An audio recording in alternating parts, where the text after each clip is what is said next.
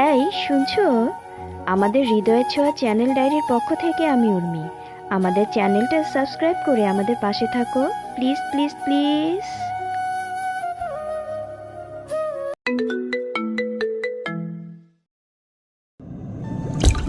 রোদ মনে মনে চিন্তা করে, মায়া যেহেতু ঈশানের অফিসে আছে, ওর সাথে কাজ করছে, তাই এখন যদি ওর নামটা বলে দেয় তবে যদি কোনো রকম সমস্যা হয়। তাছাড়া এই মুহূর্তে নামটা বলা ঠিক নাও হতে পারে, তাই সে চেপে যায়। আছে কেউ একজন যে কিনা আমার নিঃশ্বাস নেওয়ার অক্সিজেন হয়ে উঠছে ধীরে ধীরে। সে আমাকে তার প্রতি দুর্বল করে ফেলছে। মনে হচ্ছে দেখাটাই আমার হৃদয়ের প্রশান্তির কারণ হয়ে গেছে। কিন্তু আমার মাঝে মাঝে কি মনে হয় জানিস, আমার যে অতীতটা আমাকে দুমড়ে মুচড়ে দিয়েছে, আমি যতটাই স্বাভাবিক হতে চাই, ওই একটা কালো অতীত আমাকে কেন জানি থামিয়ে দিতে চাই। শোন, সত্যিকারের ভালোবাসার কাছে সব কিছুই তুচ্ছ। ভালোবাসার অনেক শক্তিরোধ। আমাদের জীবন থেকে যদি কিছু হারিয়ে যায়, আফসোস করতে নেই। তোর মনে নেই, জ্ঞানীরা বলে আমাদের জীবনের সেই সময়টা ভুলে যাওয়া উচিত যে সময়টা আমাদের কষ্ট দেয়। কিন্তু ওইটা ভুলে যাওয়া উচিত নয় যে শিক্ষা ওই খারাপ সময় আমাদের শিখিয়েছে। তাই তোকে বলবো, অতীত আর কখনো মনে করবি না। অতীত মনে করতে চায় না ঈশান, কিন্তু এটা যে এমন এক অতীত যা আমার জীবনে শুধু অতীত হয়েই নয়, বর্তমান ভবিষ্যতের সমস্ত সব জুড়ে থাকবে আমার সাথে। ভুলে যা সব কিছু। ওদের কথা বলার মাঝে ঈশানের চোখ যায় দূরে একটা টেবিলে। ছোট্ট একটা বাচ্চার কণ্ঠের আওয়াজ শুনে ঈশান দেখে দূরে একটা টেবিলে বসে আছে দুটো মেয়ে, একটি ছেলে এবং একটি ছোট বাচ্চা। ওই টেবিলে তাকিয়ে থাকতে দেখে রোদও দৃষ্টি দেয় সেই দিকে। ওখানে টেবিলে বসে আছে ঈশানী, মায়া আর সাথে একটা ছেলে আর ছোট সোনা মায়ান। মূলত মায়ান খুব জোরে জোরে এটা সেটা বলছিল আর হাসছিল।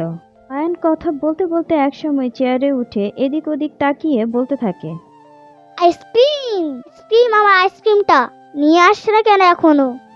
ঈশানী মায়ানের কাছে এসে ওর মাথায় হাত বুলিয়ে বলতে থাকে, ওরে বাবা শোনা, তোমার আইসক্রিম এখনো নিয়ে আসছে না? চলো আমরা দেখি কেন দিচ্ছে না। এটা বলেই মায়ানকে নিয়ে টেবিল থেকে একটু দূরে এগিয়ে যায়। এদিকে রোদ ঈশানকে এভাবে তাকিয়ে থাকতে দেখে তার চোখের দৃষ্টি অনুসরণ করে ওই দিকে তাকায়। অমনি দেখতে পায় একটা টেবিলে মায়া বসে আছে, তার পাশে একটা ছেলে বসা। ঈশান, এটা তোর অফিসে সেই মেয়ে, মানে মিস মায়া না এটা? ওর সাথে এই ছেলেটাকে? ঈশান রোদের দিকে তাকিয়ে ধীরে বলতে থাকে, আমি তো সেটাই ভাবছি। তবে উনি কিন্তু একা এই ছেলেটার সাথে আসেনি। মানে? ওনার সাথে সেদিন সেই ঝগড়াটে মেয়েটা আর ওই ছোট্ট হ্যান্ডসামটাও আছে। রোদের যেন মনের ভিতর থেকে আটকে থাকা একটা ভয় দূর হলো।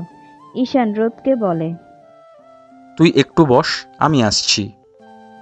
বলে ঈশান মায়ের টেবিলের দিকে এগিয়ে যায়। ঈশানকে দেখে মায়া দাঁড়িয়ে যায়। এমনিতেই সে এই ছেলেটার সাথে একা বসে থাকতে অস্বস্তি বোধ করছিল। কিছু বলতে পারছিল না, কারণ ছেলেটা হচ্ছে ঈশানীর কাজিন। মায়া ঈশানকে দেখে সালাম দেয়। আসসালামু আলাইকুম স্যার, আপনি ভালো আছেন? জি, ভালো আছি। আপনি ভালো তো? এর মধ্যেই আগমন ঘটে মায়ান আর ঈশানীর। ঈশানীর দিকে তাকিয়ে বড় বড় চোখ করে ঈশানী বলে ওঠে, এই বনহাতি এখানে কেন? আবার কাকে ধাক্কা দেওয়ার জন্য আবির্ভাব হচ্ছে? এই যে মিস্টার, আপনি এখানে কি চান? মায়া ইশারা দিয়ে থামাতে চাচ্ছে, কিন্তু ঈশানীর থামার নামই নেই। সে যেন ননস্টপ বলতেই থাকে। আর তার তো এমনিতেই ঈশানের উপর রাগ, কারণ তাকে ফেলে দিয়ে উঠায়নি, এমনকি সরিটা পর্যন্ত বলেনি সেদিন। এই যে মিস্টার জলহস্তি, আপনি এখানে কি চান? মেয়ে মানুষ দেখলেই কথা বলার ইচ্ছা হয় আর ধাক্কা মারতে ইচ্ছা হয়। এই যে ম্যাডাম বকবক, মুখের লাগাম দিন। কথা বলতে থাকলে আর থামতে ইচ্ছে করে না। সেদিন যেটা হয়েছে সেটা দোষারোপ আপনার ছিল। আর এখন তো দেখছি আপনি যে মেয়ে, আপনার সাথে এমনটাই হওয়া উচিত। যেমন মেয়ে মানে কি বলতে চাচ্ছেন? মায়া এবার দাঁড়িয়ে যে ঈশানীর উদ্দেশ্যে বলতে থাকে, এবার থাম ঈশানী, উনি আমার স্যার। তার মানে কিসের স্যার? ওনাকে তো কখনো ভার্সিটিতে দেখিনি। আরে উনি তো আমার অফিসের স্যার, মানে আমার বস। ঈশানী কিছুটা দমে যেয়ে হালকা স্বরে বলে ওঠে। তো স্যার বলে কি হয়েছে? তোর বস বললেই কি মানুষ বলবো? বলেই সে জিভ কাটে। এদিকে ওদের এই কথা কাটাকাটির মাঝে মায়ান রোদকে দেখতে পেয়ে রোদের কাছে চলে যায়। ছোট হ্যান্ডসাম, তুমি কেমন আছো? আমি ভালো আছি। আপনি কেমন আছো আঙ্কেল? রোদ মায়ানকে কাছে টেনে কোলে বসিয়ে বলতে থাকে। আমি ভালো আছি। সোনা, তুমি এখানে কার সাথে এসেছো? মায়ান ওদের টেবিলের দিকে তাকিয়ে দেখতে যাবে, তখনই দেখে ঈশান আর ঈশানী ঝগড়া করছে। মায়ান রোদের দিকে তাকিয়ে বলে ওঠে। ওরা ঝগড়া করছে কেন? বড় মানুষ ঝগড়া করে নাকি? ঝগড়া করা তো পচা লোকের কাজ। মা তো পচা না, তাহলে কি ওই আঙ্কেলটা পচা? রোদ মায়ানের কথা শুনে একটা মুচকি হাসি দেয় আর বলে। আসলে তারা ঝামেলা করছে না, কোনো বিষয় নিয়ে একটু কথা কাটাকাটি হচ্ছে আর কি। ওরা দুজনে কেউ পছা নয়, দুজনেই ভালো। ও আচ্ছা, কথা কাটাকাটি করা কি ভালো কাজ? তাহলে চলো, তুমিও আর আমিও করি। ঠিক আছে, আমরা করব, তবে এখন না, সময় হলে। তার আগে তুমি আমাকে বলো, এক সময় বলো মাম্মা আর এক সময় বলো আম্মু, কেন? হ্যাঁ, আমার তো দুইটা, একজন মাম্মা আর একজন আম্মু। ততক্ষণে ঈশান রোদের ওখানে চলে এসেছে। রোদ আর ঈশান দুজনেই দুজনের দিকে তাকিয়ে তারপর মায়ানের দিকে দুজনেই একসাথে জিজ্ঞেস করে। তোমার দুইটা আম্মু নাকি? মানে বুঝিয়ে বলো তো বাবা। মায়ান একটু হেসে দিয়ে বলে। তোমরা কি বোকা, আমি তো মাম্মার সাথেই আম্মুর কাছে এসেছি। আমার আম্মুর জন্য খুব খারাপ লাগছিল, জন্যই তো মাম্মা আমাকে নিয়ে এলো। ঈশান আর রোদ মায়ানের দিকে হা হয়ে তাকিয়ে থাকে। এটা দেখে মায়ান ঈশানী আর মায়া যেখানে বসে আছে সেই দিকে আঙ্গুল দিয়ে লক্ষ্য করে দেখায় আর বলে। ওই যে বসে আছে একটা মাম্মা আর একটা আম্মু। ঈশানী মায়ানের কাছে এসে বলে। চলো বাবা, আমাদের দেরি হয়ে যাচ্ছে, আমাদের বাসায় যেতে হবে। আর ঈশান আর রোদের দিকে তাকিয়ে বলে। আসলে আমি সরি, আপনি মায়ার বস, আমি ঝগড়া করতে চাইনি, কিন্তু আপনি মানুষটাই না কিছুটা ওই রকম, সেই জন্য এইভাবে বলি। ঈশান হা হয়ে ঈশানীর মুখের দিকে তাকিয়ে থাকে আর মনে মনে বলে। আশ্চর্য, মেয়েটা কি বলল? আমি এই রকম মানুষ মানে? আনফর্চুনেটলি আমাকে ঝগড়াটে বলল, ফাজিল মেয়ে একটা। তারপর ওখান থেকে মায়ানকে নিয়ে মায়ের কাছে আসে। ওরা সবাই বের হয়ে যায় রেস্টুরেন্ট থেকে। ঈশান আর রোদ একজন আরেকজনের দিকে অবাক হয়ে তাকিয়ে থাকে। সেই দিন আর ওদের জানা হয় না মায়ান আসলে কার ছেলে।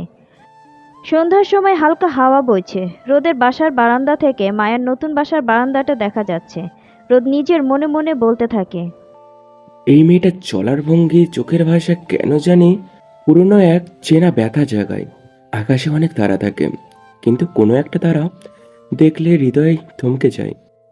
রোদ সিগারেট ধরাতে যায় কিন্তু জ্বালায় না, শুধু তাকিয়ে থাকে বারান্দাটার দিকে। এদিকে মায়া নিজের রুমে বসে আনমনেই ভাবতে থাকে রোদ নামের ছেলেটির কথাই। ছেলেটার চোখে কি যেন একটা আছে, ঘৃণা বা ভয় নয়, একটা গভীর কিছু।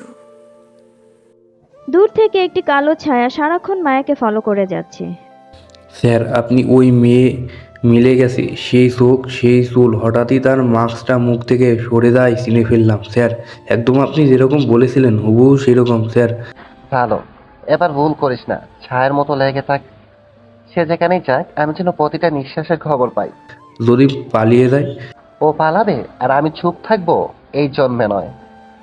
তাহলে শুধু ওই মেয়েটা নয়, ওর সঙ্গে যারা আছে তাদের খবর আমি একসাথেই করব।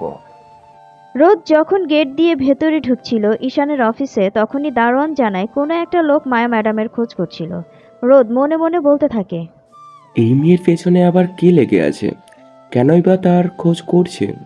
ব্যাপারটা কেন যেন তার কাছে খুব ঘোলাটে মনে হচ্ছিল। পরক্ষণেই সে চিন্তা করে হয়তোবা তার কোনো রিলেটিভ হবে, কিন্তু দারোয়ান যখন বলে যে লোকটা আর চোখে বারবার মায়ের দিকে তাকাচ্ছিল এবং মায়া কিছুটা ভীত হয়ে তাড়াহুড়ো করে ভিতরে চলে যায়, তখন যেন রোদের কেমন সন্দেহ হতে থাকে। ব্যাপারটা সে সহজ মনে করছিল না, তাই সে এসেই ঈশানকে বলায়। ঈশান, মায়া তোর অফিসে চাকরি করে, নিশ্চয়ই তার সমস্ত কিছু ডিটেলস তোর অফিসের ফাইলে আছে। আমি পুরোটাই জানতে চাই। মায়া ঈশান হতবাক হয়ে রোদের মুখের দিকে তাকায়। হঠাৎ করেই রোদ এমনভাবে মেয়েটার খোঁজ করতে চাচ্ছে কেন এমনভাবে? সে রোদকে বলে, একটা ব্যাপার আমাকে বলতো, হঠাৎ করে তোর পরিবর্তন হওয়া, কথায় কথায় কোন মায়াবিনীকে খোঁজ করার, এখন আবার তুই এই মায়ার বিষয়টা জানতে চাওয়া, সব কিছু কেমন যেন আমার মাথার উপর দিয়ে যাচ্ছে। ব্যাপারটা কি আমাকে একটু বুঝিয়ে বলতো? রোদ, সবটাই বলবো, তার আগে তুই আমাকে ওর সমস্ত ইনফরমেশনটা দে। তাছাড়া আজ তোর অফিসে দারোয়ানের কাছে একটা কথা শুনে আমার খুব ভয় হচ্ছে। ওই মেয়ের জন্য কেউ একজন তার খোঁজ করছিল এবং তার দিকে খুব ভয়ানক দৃষ্টিতে তাকাচ্ছিল। কে হতে পারে ওই লোকটা? এ কথা শুনে ঈশান যেন একটু চিন্তিত হয়ে পড়ে। কি বলছে রোদ? এই মায়ের পিছনে আবার কে পড়ে গেল? মেয়েটা যে অসম্ভব সুন্দর, যে কোনো ছেলেই তার পেছনে ঘুরতে পারে। কিন্তু রোদের রিয়াকশন দেখে ঈশান মনে মনে ভাবতে থাকে, তাহলে কি রোদের মায়াবিনী এই মায়া? রোদের এই পরিবর্তন, নতুন করে আবার তাকে আগের রূপে ফিরিয়ে নেওয়া, সব কিছুই কি তাহলে এই মায়ার জন্য? ওদের দুজনের কথার মাঝখানেই হঠাৎ করে ওরা দুজন দেখতে পায় মায়া খুব দ্রুত কেবিন থেকে বের হয়ে কোথাও যেন যাচ্ছে। তখনই দুজন হতবাক হয়ে তাকিয়ে থাকে। 1 মিনিট পরেই মায়া ওদের কেবিনে প্রবেশ করে এবং ঈশানকে উদ্দেশ্য করে বলতে থাকে, ঈশান স্যার, আমার একটু ছুটি লাগবে, আমাকে এক্ষুনি একটু হসপিটালে যেতে হবে। ঈশান তাকিয়ে দেখে মায়া খুব ঘামছে এবং খুবই অস্থির দেখাচ্ছে তাকে। ঈশান জিজ্ঞেস করে, মিস মায়া, এনি প্রবলেম? আর হসপিটালে যাবেন কেন, কি হয়েছে? বলেই মায়া সেখান থেকে বের হয়ে যায়। রোদ আর ঈশান দুজন দুজনের মুখোমুখি তাকিয়ে তারাও মায়ার পেছন পেছন বের হয়ে আসে। মায়ান অসুস্থ, হঠাৎ জ্বর বেড়ে গেছে। মায়া ছুটে এসেছে। রুমের ভেতরে বসে মায়া কাঁপা কাঁপা গলায় মায়ানের কপালে জলপট্টি দিচ্ছে আর নীরবে চোখের জল ফেলছে। পাশে বসে থাকা ঈশানী বারবার মায়াকে সান্ত্বনা দিচ্ছে। মায়া বারবার বলেই যাচ্ছে, আম সরি বাবাটা, আমি তোমার খেয়াল রাখতে পারিনি। আম্মু তোমাকে একা একা রেখেই চলে যায়। সরি বাবাটা, তুমি ভীষণ কষ্ট হচ্ছে তাই না?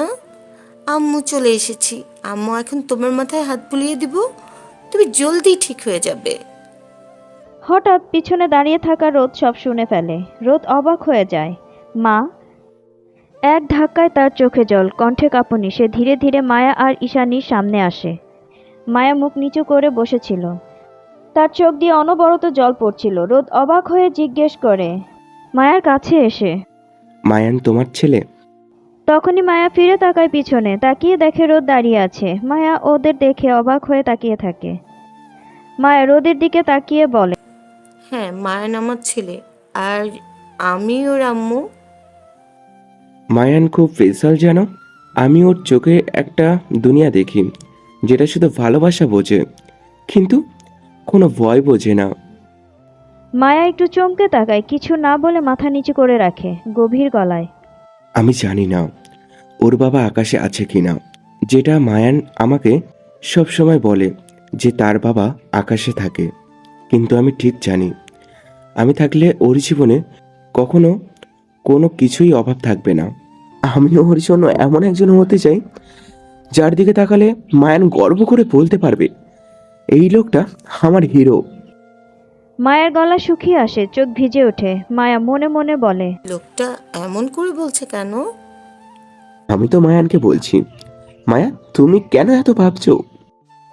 কিছুক্ষণের মধ্যেই সেখানে উপস্থিত হয় ঈশান। রোদের দিকে তাকিয়ে বলতে থাকে, তুই আমাকে রেখে চলে আসবি, ব্যাপারটা কি বলতো?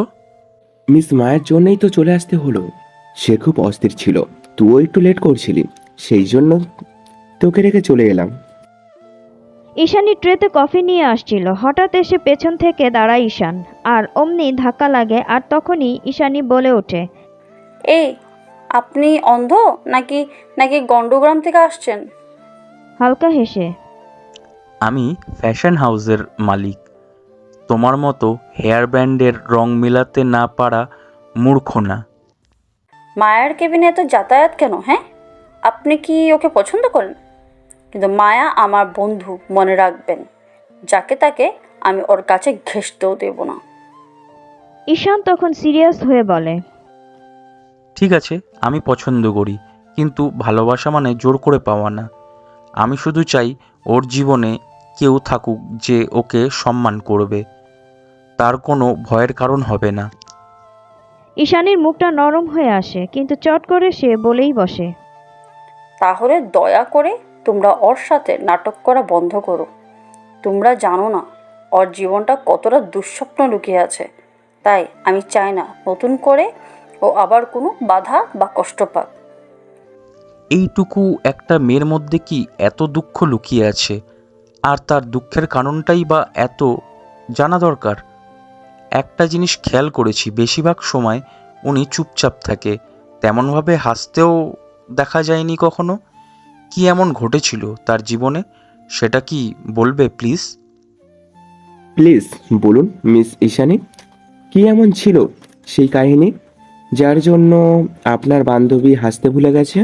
জানার জন্য সময় এবং স্থান দুটোই এখন পারফেক্ট নয়, তাই এই মুহূর্ত বলতে পারছি না, তবে অবশ্যই বলবো। মায়ান মায়ার দিকে তাকিয়ে বলে, আম্মু জানো, ওই আঙ্কেলটা আছে না, সবাইকে ভীষণ আদর করে। মনে হয় কি জানো, ওই আঙ্কেলটা না আকাশে থাকা পাপার মতো।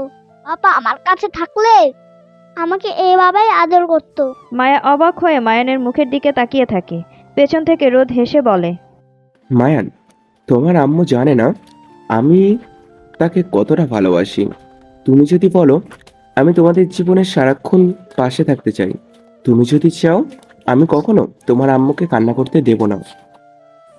উনি জানে না এই ভালোবাসার পিছনে কত বড় ভয় লুকোনো আছে। সে জানে না পাশে দাঁড়ানো মানে হচ্ছে ভিলেনের সাথে শত্রুতা ডেকে আনা। কিন্তু আমি কতদিন পালিয়ে বেড়াবো, কতদিন লুকিয়ে বেড়াবো এই সত্য কাহিনী থেকে? রাতে অন্ধকার আয়নার সামনে দাঁড়িয়ে আছে মায়া। ঘরটা হালকা আলোয় ঝিমিয়ে আছে। হঠাৎ আয়নার সামনে ঝাপসা হয়ে আসে এক মুখ। মায়া ভয় পেছনে ফিরে। তুমি আবার এসেছো? এক কণ্ঠস্বর আয়নার ভেতর থেকে বলে, তুমি তো আমি, আর আমিই হচ্ছে তুমি। আমাদের অতীত এখনো মুছে যায়নি। যতদিন তুমি মা হয়ে থাকো ততদিন এই ছেলে বাঁচবে, কিন্তু তুমি যদি সরে ফুল হয়ে ওঠো শেষ হয়ে যাবে সব। মায়ার চোখে জল নিয়ে বলতে থাকে, আমি শুধু ওকে ভালো রাখতে চাই। এই শহর জানে না আমি কে, তাতেই ভালো আছি। আলোটা নিভে যায় হঠাৎ। আয়নায় আর কিছুই থাকে না, কেবল নিজের কাঁপতে থাকা প্রতিবিম্ব। একদিন ঈশান হঠাৎ রেস্টুরেন্টে বসে আছে। ধীর পায়ে এগিয়ে আসে ঈশানী। ঈশানের সামনে দাঁড়িয়ে বলে, কি ব্যাপার, আপনি আমাকে কেন ডেকেছেন? আপনি খুব মিষ্টি, তাই? ঈশানী বড় বড় চোখ করে ঈশানের দিকে তাকায় আর বলে, হোয়াট ডু ইউ মিন? কিছু তো অবশ্যই বলবো, রেগে যাচ্ছেন কেন? বসুন, কফি শেয়ার করি, তারপর না হয় বলি। আমি কিছু প্রশ্ন করব, যদি কিছু মনে না করেন। ঠিক আছে, করুন। তাহলে একটু আমাকে একটা জটিলতা থেকে বের হতে সাহায্য করেন। ঈশানী তখন মুখের দিকে তাকিয়ে থাকে আর চিন্তা করে লোকটা তাকে কি বলতে চাইছে। কি এমন জটিলতা যেটা সে তার কাছ থেকে শুনতে চাচ্ছে? ঈশান ধীরে ধীরে বলে ওঠে, ছোট হ্যান্ডসাম মানে মায়ান আপনাকে আম্মা ডাকে, আর ওই যে মিস মায়া, ওনাকেও আম্মু ডাকে। মায়ান, আপনাদের দুজনের মধ্যে কার সন্তান? ঈশানী একটা মুচকি হাসি দিয়ে ঈশানের দিকে তাকিয়ে থাকে। তার তাকানোতে ছিল কি যেন এক রহস্য। সে কিছু বলতে চাচ্ছে না। তখন ঈশানীর ফোনে একটা কল আসে এবং সে ইমার্জেন্সি বলে সেখান থেকে চলে যায়। সেদিন আর ঈশানের কোনো উত্তর শোনা হয় না, কিন্তু ঈশানী যেতে যেতে ঈশানকে শুধু এইটুকুই বলে যায়, মায়ান হচ্ছে এমন একটা ছেলে, সে যাকে বেশি ভালোবাসে সে তাকেই মা বলে ডাকে। রোদ এখন তার বাবার অফিসে বসে, তাই সে অফিসে যাওয়ার জন্য রেডি হয়ে নিচে গাড়ির সামনে আসতেই দূর থেকে দেখতে পায় মায়া আর মায়ান সামনের দিকে এগিয়ে আসছে। হঠাৎ করেই রোদ খেয়াল করে মায়ান ধপ করে মাটিতে পড়ে গেছে। তখনই রোদ দৌড়ে যেয়ে তাকে কোলে তুলে নেয়। রোদ আতঙ্কও চোখে বলে, মায়ান, তুমি ঠিক আছো? মায়ান একটু মুচকি হেসে বলে, ও আমার সুপার হিরো আঙ্কেল, আমি ঠিক আছি। এ কথা বলেই সে রোদকে জড়িয়ে ধরে। মায়া দূর থেকে দেখছে, মুখে বিস্ময় আর একটুখানি কোমলতা। রোদ হঠাৎ খেয়াল করে মায়ানের পায়ে একটু ছিলে গিয়ে রক্ত বের হচ্ছে। তখন অস্থির হয়ে পড়ে সে। মায়ানকে কোলে নিয়ে সাথে সাথে একটা ডিসপেন্সারিতে নিয়ে যায়। মনে হচ্ছিল ব্যথাটা যেন মায়ান না, রোদ নিজেই পেয়েছে। মায়া সেদিন চরম আশ্চর্য হয়ে তাকিয়েছিল রোদ আর মায়ানের দিকে। লোকটা মায়ানকে এত বেশি ভালোবাসে কেন? মায়ানও যেন ধীরে ধীরে লোকটাকে খুব আপন করে নিচ্ছে। রোদের বাবা আদনান সাহেব খেতে বসে তার স্ত্রীকে বলতে থাকে, ছেলেটা এখন চোখে একটু শান্তি নিয়ে ঘুরে বেড়ায়। আগে তো কেবল ঘরবন্দি হয়ে থাকতো। আল্লাহর কাছে হাজারো শুক্রিয়া যে আমার ছেলেটা আবার পূর্বের মতো হয়ে যাচ্ছে। কিন্তু কি জানো তো মমতা বেগম, একটা জিনিস খেয়াল করছি, আজকাল আমাদের রোদ হয়তো বা কাউকে পছন্দ করতে শুরু করেছে। হ্যাঁ, কাকে পছন্দ করতে শুরু করেছে? সে আবার কেমন না কেমন মেয়ে? অমনি আদনান সাহেব রেগে বলে ওঠে, একবার তোমার জন্য আমার ছেলের জীবনে এক ঝড় বয়ে গেছে। এরপর যদি আবারও তুমি কোন রকমের কোনো বাধা দাও বা তোমার জন্য আমার ছেলের আবারও কোনো ক্ষতি হয়, তাহলে এইবার আমি তোমাকে ছেড়ে দিব না, মনে রেখো। বলেই সে টেবিল ছেড়ে উঠে চলে যায়। বাড়িতে প্রবেশ করে রোদেলা আর তার হাজব্যান্ড নিলয়। রোদেলা ধীরে ধীরে টেবিলে বসে, তার মায়ের দিকে তাকিয়ে বলতে থাকে, তুমি এমন কেন মা? তুমি তোমার নিজের ছেলের ভালোটা বোঝো না? রোজ যদি কোনো একটা ভাঙা প্রদীপ নিয়েও শান্তিতে থাকে, তাতে আমাদের কোনো প্রবলেম হওয়ার কথা না। তুমি কেন এমন করবে? আমি বাবা, আমরা চাই রোদ রোদ খুশি থাকুক, সেটা যেভাবেই হোক। তুমি কেন এটা চাও না মা? মমতা বেগম নিশ্চুপ হয়ে ভাবতে থাকে, ঠিকই তো বলেছে, তার ছেলে খুশি মানেই তো তার খুশি। আর তার জন্যই যখন ছেলেটা একবার নিজেকে ধ্বংসের মুখ থেকে ফিরিয়ে এনেছে, তখন কেন সে আবার এভাবেই বলছে? অফিসে অনেকটাই রাত হয়ে গেছে, 9:30টার বেশি বেজে গেছে, সবাই চলে গেছে, শুধু রয়ে গেছে মায়া। হঠাৎ কারেন্ট চলে যায়, অন্ধকার ঘরে নিঃশব্দে দাঁড়িয়ে আছে মায়া। জানালার ফাঁকে লাইটিং এর ঝিলিক এসে পড়ে মুখে। হঠাৎ দরজায় পায়ের শব্দ, কেউ একজন আসছে। দরজার কাছেই পায়ের শব্দ, কেউ একজন হালকা কণ্ঠে বলে ওঠে, তুমি এখনো অফিসে এত রাতে মায়া? কিছু ফাইল শেষ করার বাকি ছিল। এই মেয়ে, তুমি এমন কেন? একটুকুনি শব্দে ভয় পাও? কেউ একটু যত্ন করতে চাইলে দূরে সরে যাও কেন বলো তো? মায়া চোখ সরিয়ে নিয়ে বলতে থাকে, কারণ হচ্ছে যারা কাছে আসে তারা সব থেকে বেশি দূরে সরে যায়। তুই ভাবিস পালিয়ে বাঁচবি? এই আর বেশি দিন পারবি না। তোর মমতার নাটক চিরদিন চলবে না পাখি। তুই ভেবেছিস পালিয়ে বাঁচবি? না রে, তোর রূপ, তোর অবাধ্যতা সব আমি নিজের করে নিতে চেয়েছিলাম। তুই আমার বুকে আঘাত করেছিস, আমার সত্য জেনে গেছিস। এখন আমি শুধু তোকে চাই না, তোর শেষ করতে চাই। তোকে শেষ করতে চাই, ধ্বংস করে দিতে চাই, যাতে তোর ছায়াও কেউ না দেখে। রোদ ঈশানীর সাথে যোগাযোগ করে এবং ঈশানীর কাছ থেকে সে অনেক কিছুই জানতে পারে। ঈশানীর সাহায্য নিয়ে রোদ আজ একটা রেস্টুরেন্টে এসেছে মায়ার সাথে একান্তই কিছু কথা বলার জন্য। আজ সে মায়ার মুখোমুখি হবে এবং তাকে সব জিজ্ঞেস করবে। একটা রেস্টুরেন্টে বসে আছে মায়া আর রোদ। মায়া, তুমি হয়তো বিশ্বাস করবে না, মায়ানের সাথে আমার কোনো রক্তের সম্পর্ক নেই, কিন্তু মায়ানকে আমি আমার নিজের জানের থেকেও বেশি ভালোবেসে ফেলেছি। মায়ানের কসম দিয়ে বলছি, আজ তুমি আমাকে সত্যিটা বলবা। কি লুকাচ্ছ তুমি? কি আছে ওই চোখে? তোমার চোখে এমন একটা ভয় যেটা আমি সবসময় দেখতে পাই। তুমি কাকে ভয় পাচ্ছ বলো তো? যা হয়ে যাক না কেন, আজ তোমাকে বলতেই হবে সব কিছু।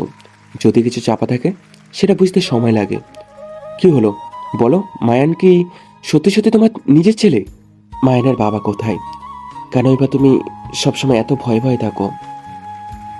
মায়া থমকে যায়, তারপর মাথা নিচু করে।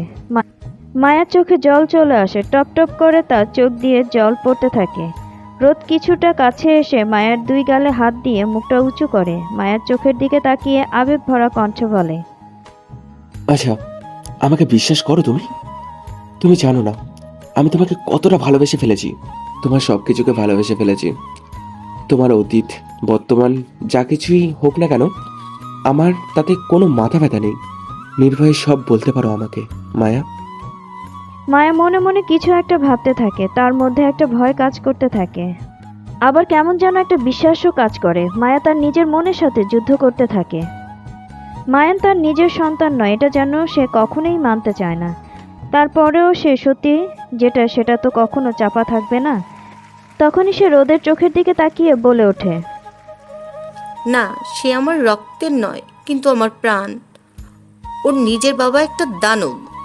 আমি তাকে ওই নরকের জীবন থেকে বাঁচাতে চেয়েছিলাম। এ কথা শুনে যেন রোদ থমকে যায়। সে ভাবে তাহলে মায়া বিবাহিত না। রোদ ধীরে ধীরে মায়ার কাঁধে হাত রাখে আর বলে, তাহলে আমাকে ওর সমস্ত কিছু খুলে বলো। আমি আছি তোমাদের সাথে। তুমি শুধু আমাকে একটা সুযোগ দাও। ফ্ল্যাশব্যাক। মায়া ছিল চট্টগ্রাম শহরের একজন প্রাণবন্ত সহজ সরল মেয়ে।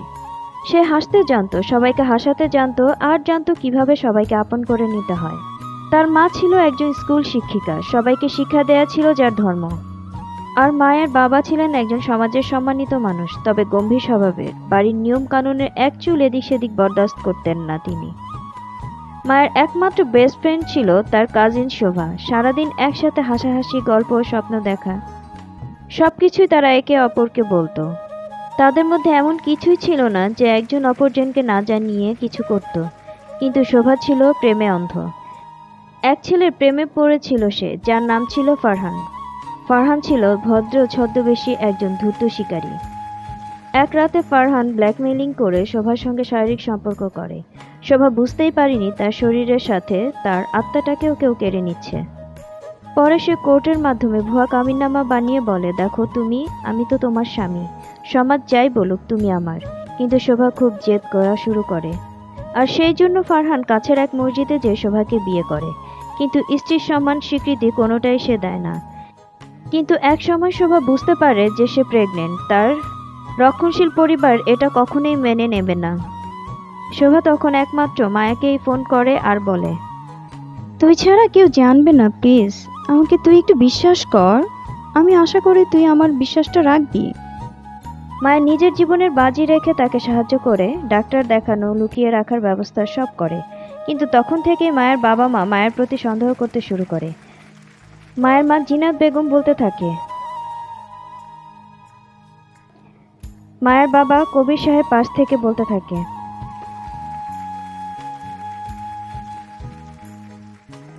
কিন্তু মায়া কোনো কথা বলে না, নিশ্চুপ থাকে। আর সে ভাবতে থাকে শোভার কথা। তার আর কিছুদিনের মধ্যেই ডেলিভারি হবে। সে সমাজে এই বাচ্চাটাকে কি পরিচয় মানুষ করবে, সবকিছু যেন তার মাথা এলোমেলো করে দিচ্ছিল। এত কিছুর মাঝে তার বাবা মায়ের বলা এই সমস্ত কথাবার্তা যেন তার মাথার উপর দিয়ে যাচ্ছিল। হঠাৎ একদিন শোভার লেবার পেইন শুরু হয়, আর শোভা বেবি জন্ম দেওয়ার আগে মুহূর্তেই মায়াকে ফোন করে আর বলে, তুই কি একটু আসবি? আমার মনে হয় লেবার পেইন শুরু হয়েছে। প্লিজ, তুই ছাড়া আমার কেউ নাই, একটু আয় না মায়া। মায়া কোনো দিক পাশ চিন্তা না করেই ছুটে যায় হসপিটালে। কিন্তু সেই দিনই ফারহান কিভাবে যেন শোভার খোঁজ পেয়ে যায় এবং সে হাজির হয় হসপিটালে শোভার সামনে। ততক্ষণে শোভার কোল জুড়ে জন্ম নিয়েছে একটি ছোট্ট ফুটফুটে পুত্র সন্তান। তখনই ফারহান চিৎকার করে বলতে থাকে, নষ্ট মানুষ কোথাকার, এতদিনে আমার থেকে পালিয়ে থেকে এই বাচ্চাটাকে তুই জন্ম দিয়েছিস? তুই কি ভেবেছিস বাচ্চাটাকে জন্ম দিয়ে আমাকে ব্ল্যাকমেল করবি? আমি কখনো কোনোদিনও এই বাচ্চার স্বীকৃতি দিব না। আমি মানি না এমন বাচ্চা। আর তোর ওই বোন তাকে তো আমি দেখে নেব। তোকে সে সাহায্য করে, তাই না? আমি তো তোকে কখনোই ভালোবাসিনি। আমি তোর সাথে ভালোবাসার অভিনয় করে তোর ওই বোনকে পেতে চেয়েছিলাম। ওর রূপের খুব দেমাগ, তাই না? ওকে তো আমি দেখবো পরে, আগে তোকে আমি দেখিনি। কথা বলেই সে শোভার গায়ে আঘাত করতে থাকে। এক পর্যায়ে সে বাচ্চাটাকে গলায় টিপ দিতে যেতে চায়, মেরে ফেলার জন্য। সদ্য জন্ম নেয়া নবজাতক বাচ্চাটি সারাক্ষণ চিৎকার করে যাচ্ছিল। একজন জন্মদাতা হয়েও যেন ফারহান একজন জানোয়ারের মতো শিশুটিকে আঘাত করতে যেতে চায়, কিন্তু শোভা সেটা করতে দেয় না। দুজনের মধ্যেই তুমুল জোরাজোরি শুরু হয়। এক পর্যায়ে ফারহান শোভাকে ধাক্কা দিলে শোভা বেডের রডের সাথে মাথায় আঘাত পায়, আর সে সেখানে স্পট ডেড হয়। ওই মুহূর্তেই মায়া সেখানে উপস্থিত হয়, এই ঘটনা দেখে ফেলে। চোখের সামনে শোভার নিথর দেহ, আর এক পাশে পড়ে আছে ছোট্ট একটা নবজাতক শিশু। শিশুটির কান্নায় যেন চারপাশ অস্থির হয়ে উঠেছে। মায়া এদিক সেদিক তাকিয়ে কি করবে বুঝে উঠতে পারে না। তারপর সে ধীরে ধীরে একটি ফুলের টব হাতে নিয়ে পেছন থেকে ফারহানের মাথায় আঘাত করে। মায়া জানতো এই বাচ্চাটা ফারহানের হাতে পড়লে সে বাচ্চাটাকেও মেরে ফেলবে, তাই সে কাঁদতে কাঁদতে শিশুটিকে নিয়ে হসপিটাল থেকে পালায়। তার গন্তব্য ছিল একটাই, সে শোভাকে দিয়ে অঙ্গীকার রাখতে চায়। এই বাচ্চাটিকে সে কি করবে বুঝে উঠতে না পেরে সাথে নিয়ে তাদের বাড়িতে চলে আসে, কিন্তু ভাগ্যের পরিহাস, তার বাবা মা তাকে বাড়িতে ঠাঁই দেয় না, তাড়িয়ে দেয়। মায়ার বাবা রেগে কাঁদতে কাঁদতে বলতে থাকে। তার মাও তার থেকে মুখ ফিরিয়ে নেয়। কেবলমাত্র তার বড় ভাই এগিয়ে আসে এবং বলে, তুই যা করেছিস সেটা অন্য কেউ সাহস করতো না। আমি তোকে সম্মান করি। সমাজ আর পরিবার তখন দেয়াল হয়ে দাঁড়িয়ে। মায়া বাধ্য হয় সেই শহর ছাড়তে। সে ঢাকায় চলে আসে। সেখানে তার একমাত্র ভরসা হয় তার স্কুল জীবনের বান্ধবী ঈশানী। সে ঈশানীকে সমস্ত ঘটনা খুলে বলার পর মায়ান আর মায়ার প্রথমেই ঠাঁই হয় ঈশানীদের একটি বাংলো বাড়িতে। এভাবে 3 বছর কেটে যাওয়ার পর ঈশানী তার বাবা মাকে মায়ের কথা খুলে বলে। পরক্ষণেই ঈশানীর বাবা মা মায়া আর মায়ানকে ওনাদের বাড়িতে নিয়ে আসে এবং ঈশানীর বাবার সাহায্যে মায়ার একটি ফ্যাশন হাউসে চাকরি হয়। ঈশানীর কাছে আসার পর থেকেই ঈশানী আর মায়া দুজনেই মায়ানকে নিজের সন্তানের মতো বড় করতে শুরু করে। প্রতিটি মুহূর্ত, প্রতিটি দিন তারা ছেলেটিকে বুকের সাথে আগলে রাখে আর এতটা বড় করেছে। মা না হয়েও যেন মায়ের চেয়েও বড় কিছু। সমাজে মায়ার পরিচয় হয়েছে মায়ানের মা হিসেবে। মায়া যেন তার ভালো লাগা, ভালোবাসা সবকিছুই ভুলে গিয়েছে মায়ানের মুখের দিকে তাকিয়ে থেকে। রোদের চোখে কোনো চঞ্চলতা ছিল না, বরং ছিল এক অদ্ভুত প্রশান্তি। সে ধীরে ধীরে হাত বাড়িয়ে দেয় মায়ার দিকে। মায়া, আমি এখন তোমাকে আরো বেশি ভালোবেসে ফেলেছি। কারণ তুমি শুধু একটা মেয়ে না, তুমি একজন মা, একজন যোদ্ধা। তুমি একটা শিশুর জন্য নিজের জীবনকে থামিয়ে দিয়েছো। তুমি এমন একটা ভালোবাসা দিয়েছো যা হয়তো বা কখনো কেউ কল্পনা করতে পারবে না। আমি জানি না আমার ভবিষ্যৎ কী হবে, কিন্তু আমি জানি আমি সব সময় মায়ানকে আগলে রাখতে চাই। মায়া, শুধু তুমি না, আমিও চাই মায়ানের পাশে থাকতে। মায়ানকে আমিও খুব ভালোবেসে ফেলেছি। ওই ছোট্ট নিষ্পাপ মুখটা আমার প্রতি নিঃশ্বাসের কারণ হয়ে গেছে। মায়া স্তব্ধ, এক ফোঁটা জল গড়িয়ে পড়ে। সে ভেবেছিল রোদ হয়তো চলে যাবে তার এই কাহিনী শুনে, কিংবা চুপ করে থাকবে, কিন্তু এই মানুষটা তো সব ভেঙে সেই ছায়ার নিচে নিজেকে দাঁড় করাতে চায়। মায়া কাঁপা কাঁপা গলায় বলে, আপনি জানেন, আমার নিজের অতীত কাউকে জানাইনি। সবাই আমাকে ভেঙে ফেলেছিল, কিন্তু আমি কেমন যেন আপনার চোখে এক অন্যরকম ভালোবাসা দেখতে পাই মায়ানের জন্য। কিন্তু ফারহান আমার জীবনের অভিশাপ। সে আমাকে ব্যবহার করতে চেয়েছিল। সে চেয়েছিল আমাকে হাসিল করবে শোভাকে দিয়ে। শোভার সাথে সে মিথ্যে ভালোবাসার অভিনয় করেছিল শুধুমাত্র আমাকে পাওয়ার জন্য, কিন্তু সেটা সে করতে পারেনি। আর এখন তো কাহিনী হয়ে গেছে অন্যরকম। আমি সবসময় চাই মায়ান একটা ভালো মানুষ হোক। রোদ একটুও দেরি না করে বলে, আমি ওর পাশে থাকবো, কারণ আমিও চাই মায়ান জানুক তার মা একজন দেবী আর তার বাবা একজন।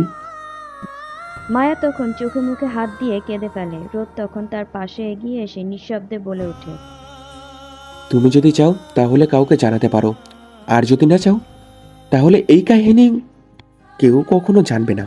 আমি থাকতে চাই সেফ, একজন প্রেমিক না, একজন বন্ধু, একজন পিতা এবং সর্বক্ষণের ছায়া হয়ে। কিন্তু এই কাহিনীটা আর কেউ না দেখলেও একজনের নজর এড়ায়নি। কোন কারণে অফিসের মিটিংয়ে সে এখানে এসেছিল, কিন্তু সে দূর থেকে সবকিছু দেখে যেন একটা প্রশান্তির হাসি দেয় আর বলে, আমার ছেলে বদলে গেছে, এখন সে দায়িত্ব বুঝেছে। আর আমি চাই ওই মেয়েটার মতো একটা মেয়েই হোক আমার ছেলের জীবন সঙ্গী। হ্যাঁ, আদনান সাহেব একটা মুচকি হাসি দিয়ে বলে ওঠে, এই না হলে আমার ছেলে অবশেষে সে দায়িত্ব বুঝতে শিখেছে। আমি চাই মায়ের মতো মেয়েকেই আমার ছেলের বউ করে নিতে। রোদ মায়ার কাছাকাছি এসে বসে খুব জোরে একটা নিঃশ্বাস নেয় আর বলে ওঠে, প্রত্যেকের জীবনে একটা করে কালো অতীত থাকে। কখনো কারোর অতীতটা খুব ভয়ঙ্কর, অথবা কারোর অতীত হয় বিষের মতো। মায়ার চোখগুলো বড় বড় করে রোদের দিকে তাকিয়ে থাকে। রোদ খুব জোরে ভারী একটা নিঃশ্বাস নিয়ে বলতে থাকে, তুমি তো আমাকে আহত অবস্থায় রাস্তা থেকে উদ্ধার করেছিলে। তুমি কি জানো এমনটা আমার কেন হয়েছিল, আর কেনই বা তখন আমি এরকম ছিলাম? মায়া মাথা নাড়িয়ে না বলে। রোদ তখন একটা ভারী নিঃশ্বাস নিয়ে বলতে শুরু করে, ফ্ল্যাশব্যাক। রোদের মা শহরের প্রভাবশালী শিল্পপতি পরিবারের গৃহবধূ। এক সময় সমাজে মুখ উঁচু করে চলতেন। তার স্বপ্ন ছিল ছেলেকে পারিবারিক ঐতিহ্য বজায় রেখে বিয়ে দিবেন, এবং সেটা সে করতে চেয়েছিল নিজের বোনের মেয়েকে দিয়েই। রোদের মা একদিন রোদের সামনে এসে বলতে থাকে, এই সম্পর্ক শুধু বিয়ে না রোদ, এটা আমাদের পরিবারের সম্মান, সম্পত্তি আর ভবিষ্যতের নিরাপত্তা। ওকে তুমি বিয়ে করবে, এ আমার সর্বশেষ কথা। যদি তুমি তোমার মাকে ভালোবাসো, অবশ্যই তোমার মায়ের কথা রাখবে। রোদ তার মায়ের কথা শুনে কিছুটা বিরক্ত হয়েছিল, কিন্তু পরিবার আর মায়ের সম্মান রক্ষার্থে সে চুপ করে রাজি হয়। কিন্তু ঘটনা ঘটে অন্যদিকে। রোদের ওই কাজিনের নাম ছিল নিশিতা। সে ছিল একদমই এক লোভী মেয়ে এবং বেপরোয়া আর এক ধরনের অদ্ভুত অধিকার বোধের বিশ্বাসী। সে রোদের সাথে জোর করে সম্পর্ক করতে চেষ্টা করত, এবং সেটা বিয়ের আগেই। তুমি আমার হবেই রোদ। আমি বুঝতে পারি তুমি আমাকে পছন্দ করো না, তুমি আমাকে চাও না, শুধুমাত্র তোমার মায়ের কথা রাজি হয়েছো। তুমি চাইলেও পালাতে পারবে না আমার কাছ থেকে। আমি তোমার জন্য সব করতে পারি, সব মানে সব। এমনকি প্রয়োজনে কাউকে খুন করতে হলে আমি সেটাও করতে পারি। রোদ বুঝতে পারে তার কাজিন মেয়েটা মানসিকভাবে খুবই জঘন্য একটা মেয়ে, কিন্তু তারপরও সে কিছুই বলতে পারে না। নিশিতা একদিন রোদের খাবারের সাথে হালকা ঘুমের ওষুধ মেশাতে শুরু করে, কারণ তার উদ্দেশ্য ছিল রোদের সাথে ঘনিষ্ঠ হওয়া। কিন্তু কোনোভাবেই সে সেটা করে উঠতে পারছিল না। তাই নিশিতা ধীরে ধীরে প্রায় প্রতিদিনই রোদের খাবারের সাথে ড্রাগস মেশাতে শুরু করে। কিছুদিন পর রোদ অনুভব করতে থাকে তার মাথা ভারী হয়ে আসছে। সে সহজেই অনেক কিছু ভুলে যাচ্ছে। তার কোনো কিছুতেই যেন হুঁশ থাকছে না।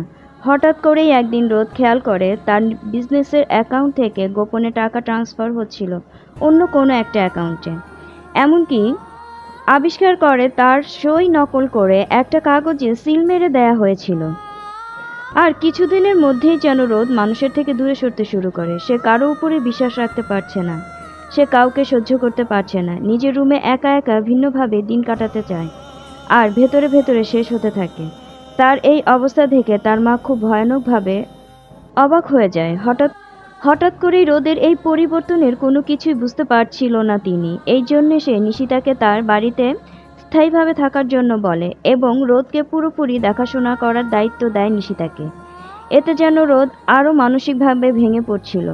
রোদের মা রাগ করে রোদকে বলতে থাকে, তোর মধ্যে কোনো সমস্যা আছে রোদ? এত ভালো মেয়ে নিশিতা, কেন তুই ওকে দেখলে এভাবে রেগে যাস? কেন ওকে দেখলে তুই রাগ সামলে রাখতে পারিস না? একজন পুরুষ মানুষ হয়ে তুই কেন এই ধরনের বিহেভিয়ার করছিস?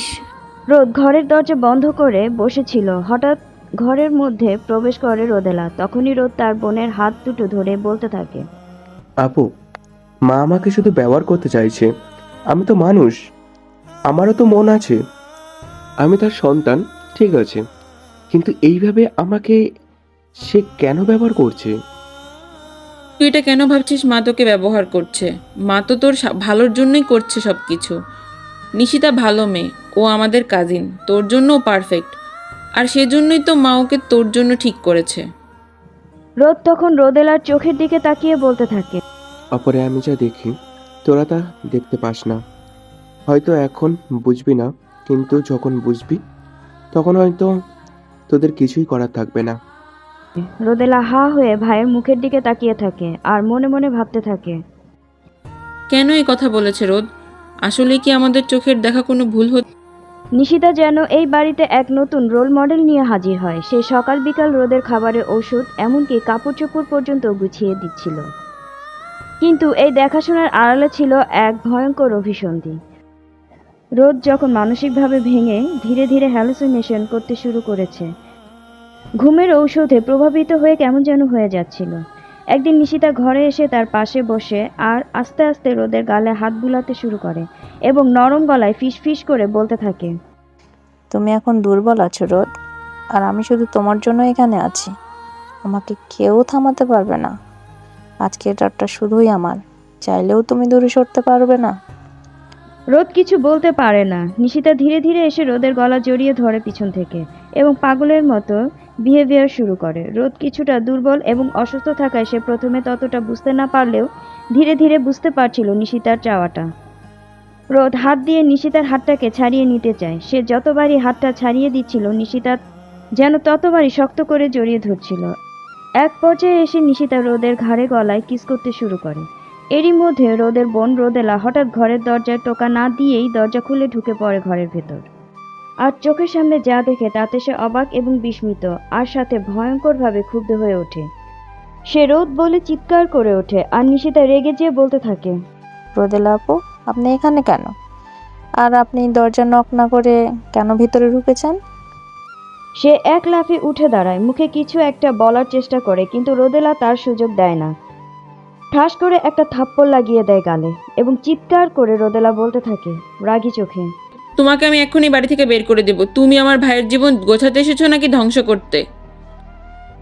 রোদেলা চিৎকার করে তার মাকে ডাকতে থাকে। এরই মধ্যে হাজির হয় জাহানারা বেগম। তখনই রোদেলা তার মাকে সব ঘটনা খুলে বলে, কিন্তু জাহানারা বেগম সেটা বিশ্বাস না করে পুনরায় বলতে থাকে, নিশিতা সেরকম মেয়েই না, তুই হয়তো বা একটু বেশি রিয়েক্ট করে ফেলছিস।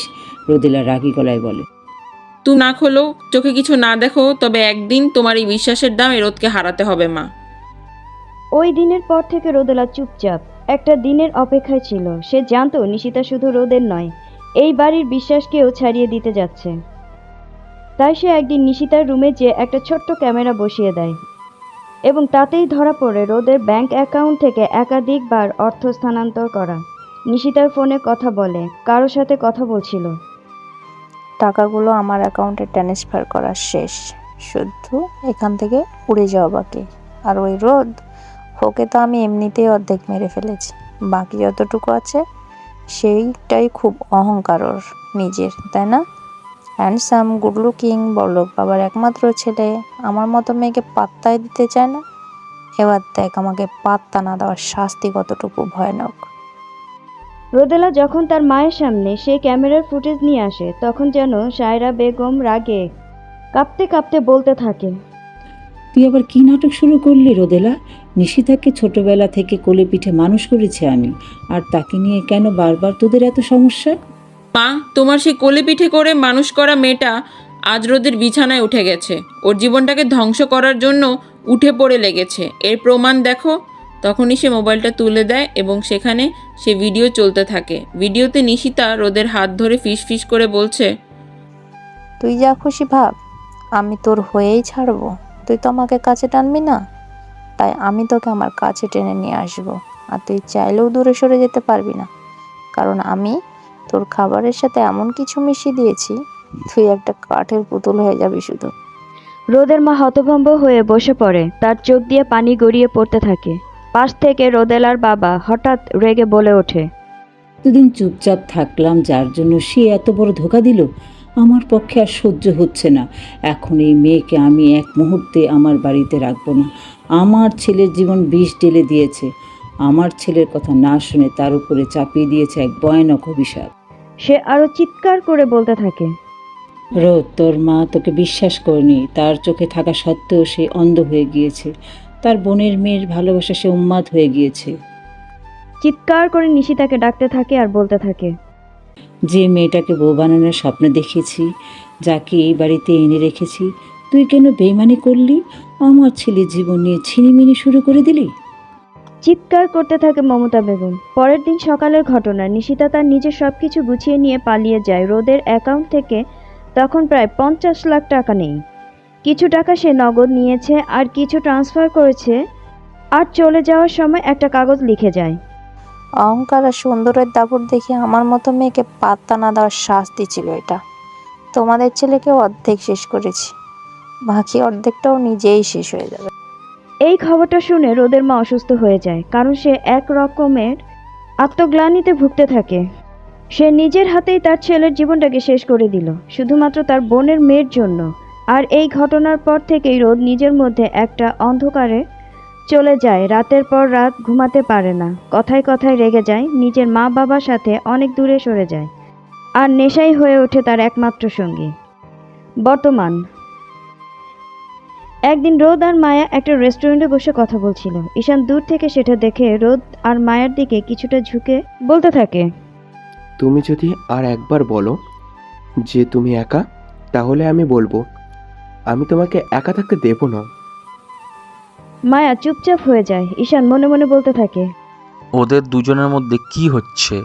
মায়া এত চুপচাপ একটা মেয়ে, আমি শুধু বুঝতে পারছি রোদের চোখে মায়াকে আলাদা রকমভাবে দেখছে এবং তার চোখের আলাদাই একটা আলো জ্বলে উঠছে।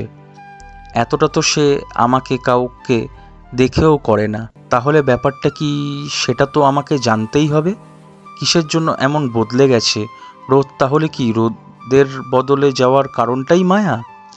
ঈশানের বাবা প্রথম দিন ঈশান যেদিন অফিসে জয়েন করে তারপর থেকে সে খেয়াল করছিল তার ছেলের নজর কিছুটা মায়ার দিকে। সে মনে মনে ভেবে নেয় হয়তোবা ছেলে মায়াকে পছন্দ করে ফেলেছে, কিন্তু যখন রোদের কথা সব জানতে পারে তখন তার বাবা ধীরে ধীরে ছেলের কাছে আসে এবং বলে, ঈশান, তোর সাথে আমি একটু সরাসরি কথা বলতে চাই। ঈশান তার বাবার মুখের দিকে হা হয়ে তাকিয়ে থাকে। মিজান সাহেব ছেলের কাছে এগিয়ে আসে এবং ছেলের কাঁধে হাত রেখে জিজ্ঞেস করে, তুই কি মায়াকে পছন্দ করিস? ঈশান একটু থমকে যায়, চোখ নামিয়ে নেয়, কিন্তু কিছু মুখ খুলে বলার আগেই তার বাবা হাসতে থাকে আর বলে, ভালোবাসা জোর করে হয় না। তোর বন্ধু রোদ, তুই তো বলছিস সে ওই মেয়েটার জন্য বদলে গেছে। তাকে ফেরত আনতে একটুকু বোঝার জন্য চোখ নয়, মন দরকার। ঈশান এক মুহূর্ত চুপ করে তারপরে ধীরে ধীরে মাথা নাড়ে আর বলে, তাই তো রোদ মায়াকে চোখ দিয়ে নয়, মন দিয়ে ভালোবেসেছে।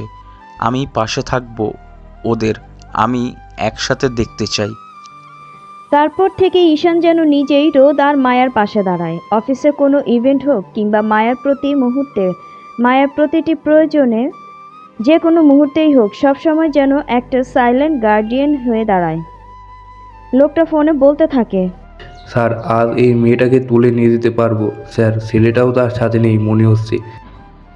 শুধু মেয়েটা না, সাথে ওই ছেলেটাকেও আনবি। মায়ের বুক ফাটা কান্না শুনে আমি একটু ঘুমাতে চাই। আজকে আমার জন্মদিন, আর উপহার আমি নিজে আদায় করে নিব। মায়ান তখন খেলনা দিয়ে তার ফ্ল্যাটের সামনে খেলছিল আর বলছিল, রোদ আঙ্কেল, তুমি কি সবসময় আমাদের পাশে থাকবে, আমাদের সাথে থাকবে? সবসময় তোমার সাথে থাকবো মায়ান, যতক্ষণ তোমার আম্মু চাইবে ঠিক ততক্ষণ। আর তোমার আম্মু যদি না চায় তবুও থাকবো। মায়া বিস্ময়ে তাকায়, ওর চোখে ভয়, ভালোবাসার সংকট সব মিশে আছে। রোদ হঠাৎ গেটের বাইরে ছায়া দেখে দাঁড়ায় এবং গম্ভীর গলায় বলে, তোমার এই বর্তমান ঠিকানা কি কেউ জানে মায়া? রোদ টেনশনে বলতে থাকে, আমার মন বলছে কিছু একটা ঘটতে চলেছে। গেটের সামনে ওই লোকগুলো কারা? হঠাৎ করে ঈশানের গাড়ি এসে থামে রোদদের বাড়ির সামনে। ঈশান গাড়ি থেকে বের হয়ে আসে, দেখতে পায় রোদ আর মায়ান দাঁড়িয়ে। ধীরে ধীরে ঈশান এগিয়ে আসে। রোদ মায়ানকে নিয়ে এগিয়ে যায় তার বাড়ির গেটের দিকে। ঈশান পেছনে আসতে থাকে। একটা ভ্যান এসে দাঁড়ায় মায়ের ফ্ল্যাটের সামনে। 3 জন লোক উপরে উঠে যায়। হঠাৎ রোদ খেয়াল করে সেই গাড়িটাই। তখন সে ঈশানকে বলে, তাড়াতাড়ি আমার সাথে আয়। তখনই রোদ দরজার সামনে এসে দাঁড়ায় এবং চিৎকার করে বলতে থাকে, তোরা কারা? এই মেয়েদের গায়ে হাত দেওয়ার আগে একবার নিজেদের কথা ভাবিস। একজন লোক এগিয়ে আসে। রোদ তাকে এক ঘুষি দেয় আর তখনই দেখে নিচে ঈশানকে দেখা যাচ্ছে। চিৎকার করে ঈশানকে ডাক দেয়, ঈশান ওপরে আয় এক্ষুনি।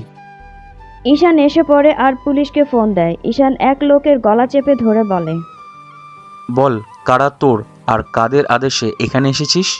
কার গায়ে হাত তুলতে এসেছিস জানিস তোরা? লোকটা হতবাক হয়ে তাকিয়ে থাকে। রোদ পেছন থেকে এসে বলে, মায়ার দিকে তাকিয়ে, তুমি ভয় পেও না, আমরা আছি। আমি শুধু মায়ানকে রক্ষা করতে চেয়েছিলাম। আমি আমার নিজেকে নিয়ে ভাবি না। আমি মায়ানের জন্য যতটা ভয় পাই, আমি নিজের জন্যই সেটা পাই না। রোদ ধীরে ধীরে মায়ের কাছে এসে মায়ের হাত ধরে আর বলে, ভয় পাওয়ার দরকার নেই মায়া। এই শহরে যত লোক তোমাকে ছুতে চাইবে ততজনের হাত আমি ভেঙে গুড়িয়ে দেব। আমি মায়ানকে আমার হৃদয় দিয়েছি, ভালোবাসি, আর মায়ান সে এখন আমার সন্তান। মায়া অবাক চোখে রোদের দিকে তাকিয়ে থাকে। হঠাৎ মায়ান ওদের সামনে এসে বলে, আম্মু, আমি যদি রোদ আঙ্কেলের সন্তান হই তাহলে তো আঙ্কেল আমার বাবা, তাহলে আমি আঙ্কেল ডাকি কেন? এত ঝামেলার মধ্যে মায়ানের এই কথা শুনে সবাই হেসে দেয়। এরই মধ্যে সেখানে উপস্থিত হয় ঈশানী। সে ধীরে ধীরে মায়ের কাছে এগিয়ে এসে বলতে থাকে, এই লোকগুলো এই ঠিকানা কি করে জানলো? তোর কিছু হয়নি তো? না, আমরা ঠিক আছি, কিন্তু তুই এত তাড়াহুড়ো করে কি করে আসলি? তোর ফোন পেয়ে উড়ে চলে এসেছি। ঈশান মায়ানের কাছে এগিয়ে এসে বলতে থাকে। তো ঠিক আছে লিটল হ্যান্ডসাম, আজ থেকে আঙ্কেল ডাকবে না, বাবা বলবে, সাথে আমাকেও। তখনই রোদ এসে ঈশানের মাথায় একটা গাঁট্টা মারে আর বলতে থাকে। তোকে কেন বলবে? মায়ানের যদি দুইটা আম্মু থাকতে পারে, তাহলে দুইটা বাবা কেন থাকতে পারবে না? এ কথা শুনেই সবাই আবার হেসে দেয়। মায়ান এসে রোদ আর ঈশানের গলা জড়িয়ে ধরে বলতে থাকে। ইয়াহু, কি মজা! একটা আম্মু, একটা মাম্মা, আর 2টা বাবা। বেশ মজা তো আমার। ঈশান ধীরে ধীরে ঈশানের কাছে এসে বলতে থাকে। ভেবেছিলাম তুমি একটা গাধা। আজ তোমাকে একটু ভালো লাগছে, কারণ মায়ানের মুখের হাসি কারণ তুমি। ঈশান ফ্যাশন হাউস, রাত 9টা। মায়া অফিসে একা। পরের দিন ফ্যাশন শো। শেষ মুহূর্তের কিছু ডিজাইন চূড়ান্ত করা হচ্ছে। বেশিরভাগ লোকজন আগেই চলে গিয়েছে। জানালার বাইরে ঝিরিঝিরি বৃষ্টি পড়ছে। টেবিলের উপরে কাপড়ের রোল, স্কেচ প্যাড আগেই ছড়ানো। মায়া কফি বানাতে উঠে যায়। ডোরের ঘন্টা বেজে ওঠে। কিছুটা অবাক হয়, কারণ এত রাতে কেউ আসার কথা না। কনসিডেন্টলি গিয়ে দরজা খুলে দেখে একজন লম্বা, হালকা দাড়ি, ঠোঁটে পেঁচানো হাসি, চোখে ঠান্ডা অন্ধকার নিয়ে দাঁড়িয়ে আছে। কেউ একজন। মায়া অনেকটা পিছিয়ে যায়। তার কণ্ঠ থেমে যায়, ভয় যেন তাকে গ্রাস করে, কারণ তার একদম সামনেই যে দাঁড়িয়ে আছে সে আর কেউ না, ফারহান নামক সেই নরপিচাস। লোকটা দরজার সামনে দাঁড়িয়ে ওকে দেখা মাত্রই মায়ার সেই পুরনো স্মৃতি মনে পড়ে যায় তার সেই কাজিনের নিথর দেহ। তখনই ফারহান একটা ডেভিল হাসি দিয়ে বলে। কি হলো, এভাবে তাকিয়ে আছো কেন? বলতো, এতদিন পর দেখা, চিনে ফেলেছো তো? তুই এখানে? ফারহান ঘরে ঢুকে দরজা বন্ধ করে দেয় তাড়াহুড়ো করে, আর বলতে থাকে। আমি তো তোকে বলিনি, তোর মতো মেয়েদের ভোলা চায় না মায়া। মুখে মাস্ক, তবুও তো তোর চোখ দেখে চিনে ফেললাম। তুই না আমার সেই এক্সপেক্টর, আমার দুঃস্বপ্ন। মায়া কিছুটা পিছিয়ে যায় আর বলে। চলে যাই এখান থেকে, তোকে দেখলে আমার এখনো গা ছিমছিম করে। ফারহান হেসে দিয়ে বলে। তোর বয়টাই আমার আসল খিদের জায়গা, বুঝলি? তোকে সবাই এখন সম্মান করে, মা বলে ডাকে, কিন্তু আমি তো জানি তোর আসল সত্যটা। এ কথা বলেই ফারহান ধীরে ধীরে সামনে এগোতে থাকে আর বলতে থাকে। একটা কথা বলতো, তুই একটা কুমারী মেয়ে, সারাক্ষণ মুখে মাস্ক লাগিয়ে মুখ দেখে কেন চলাফেরা করিস? কারণ কি জানিস? ওই মুখে আমার ছায়া আছে। হঠাৎ বাইরের দরজার শব্দ হয়। মায়া পা কিছুটা আটকে যায় দরজায়। ওপাশে দাঁড়িয়ে ছিল ঈশান। সে মুহূর্তেই বুঝে ফেলে পরিস্থিতি। সে ধীরে ধীরে ঘরে ঢুকে আর বলে। এই লোকটা কে মায়া? মায়াকে ওইভাবে নার্ভাস দেখে ঈশান আবার বলতে থাকে। কি হলো মায়া, এই লোকটা কে? কেই বা তোমার কেবিনে?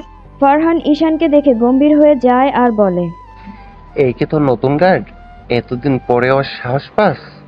আমি যদি আবার আমার আগের রূপে ফিরে আসি তাহলে কি হবে ভেবেছিস?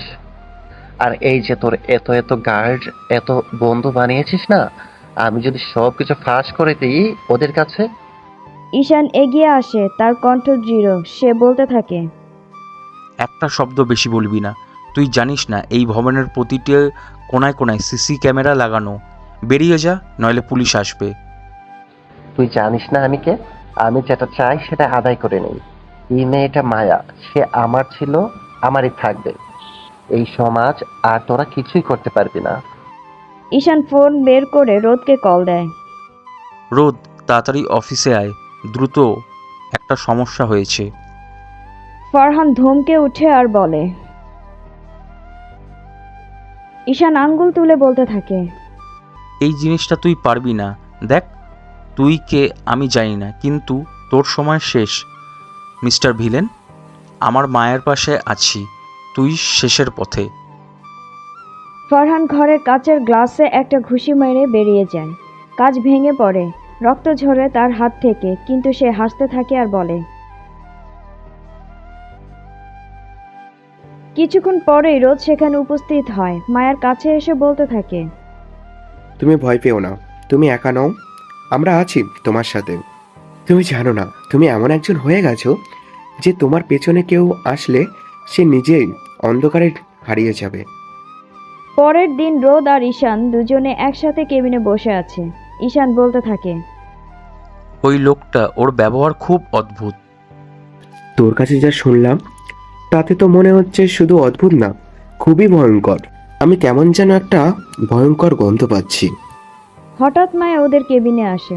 তার মুখে অদ্ভুত রং, চোখে পানি টলমল। সে জোর করে হেসে চলে যেতে চায়, কিন্তু ঈশান তার সামনে এসে দাঁড়ায়। রোদ নরম গলায় মায়াকে বলে, নরম গলায়, থামো, আর লুকিয়ে লাভ নেই। তোমার মুখ এমন কেন লাগছে? ঈশান মায়ার কাছাকাছি এসে বলে, তুমি ভয় পেও না, সত্যি বলো, কে এই লোক? আর তোমার চোখে ওকে দেখে এমন ভয় কেন? আমরা সবটা জানতে চাই, প্লিজ বলো। মায়া একটু কাঁপতে থাকে, মুখ ঘুরিয়ে নেয়। তার হাতের ফাইল ধরা হাতটা কাঁপতে থাকে। ফাইলগুলো হাত থেকে পড়ে যায়, যেন কোনো এক অশুভ স্মৃতি ফিরে এসেছে। রোদ আস্তে আস্তে এগিয়ে আসে এবং মায়ার হাত ধরে বলে, দেখো মায়া, বলো, এই সেই লোক? আজ সব বলতে পারো। আর তুমি যত ভয় পাবে ও তত বেশি তোমাকে ভয় দেখাবে। ঈশান পাশে এসে দাঁড়ায়, তার গলাও নরম হয়ে যায়। ঈশান বলে, তোমার যদি কোনো ভয় থাকে তাহলে সেটা এখন থেকে আমাদের দুজনের। মায়া ধীরে ধীরে মাথা নিচু করে। তার চোখের পানি পড়তে থাকে গাল বেয়ে। কণ্ঠ শুকনো, ফিসফিস করে বলে, ওই লোকটাকে আমি ভীষণ ভয় পাই, কারণ উনি একজন ভয়ঙ্কর রকমের অপরাধী। ফারহান একজন ভয়ানক মানুষ।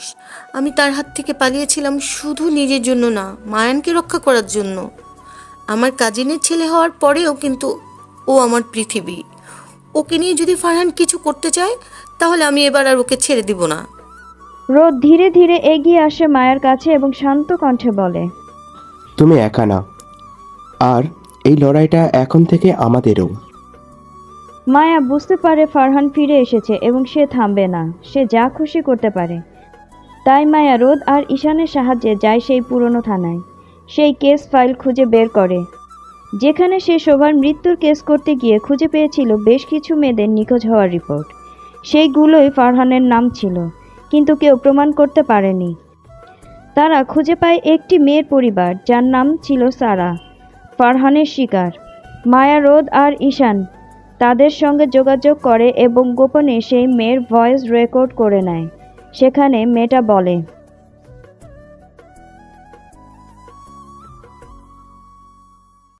তারপর কেটে যায় বেশ কতদিন। রোদ যেন আগের থেকেও আরও বেশি কাছে আসতে থাকে মায়ার। এমনকি সে এখন মাঝে মাঝে মায়াকে তার নিজের বাড়িতেও নিয়ে আসে। সেখানে আদনান সাহেব, রোদেলা এবং রোদের মা সবাই মায়ানকে বেশ আদর করে। এতে যেন রোদ মহা খুশি, কারণ তার সাথে সাথে তার পরিবারের সবাই মায়ানকে আপন করে নিয়েছে। বিশেষ করে রোদেলা মায়ানকে চোখে হারায়, কারণ তার বিয়ে হওয়ার পর বছরেও কোনো বাচ্চা কাচ্চা হয়নি। তাই মায়ানকে পেয়ে যেন এক আকাশের চাঁদ পাওয়ার মতো। তাকে ভালোবাসে রোদেলা, তো চায় সকাল সন্ধ্যা মায়ান সারাদিনই তার সাথেই থাকুক।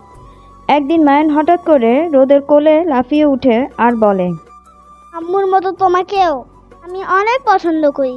রোদেলা হাসতে থাকে। রোদের চোখের দিকে তাকিয়ে দেখে রোদের ভালোবাসাটা কতটা গভীর।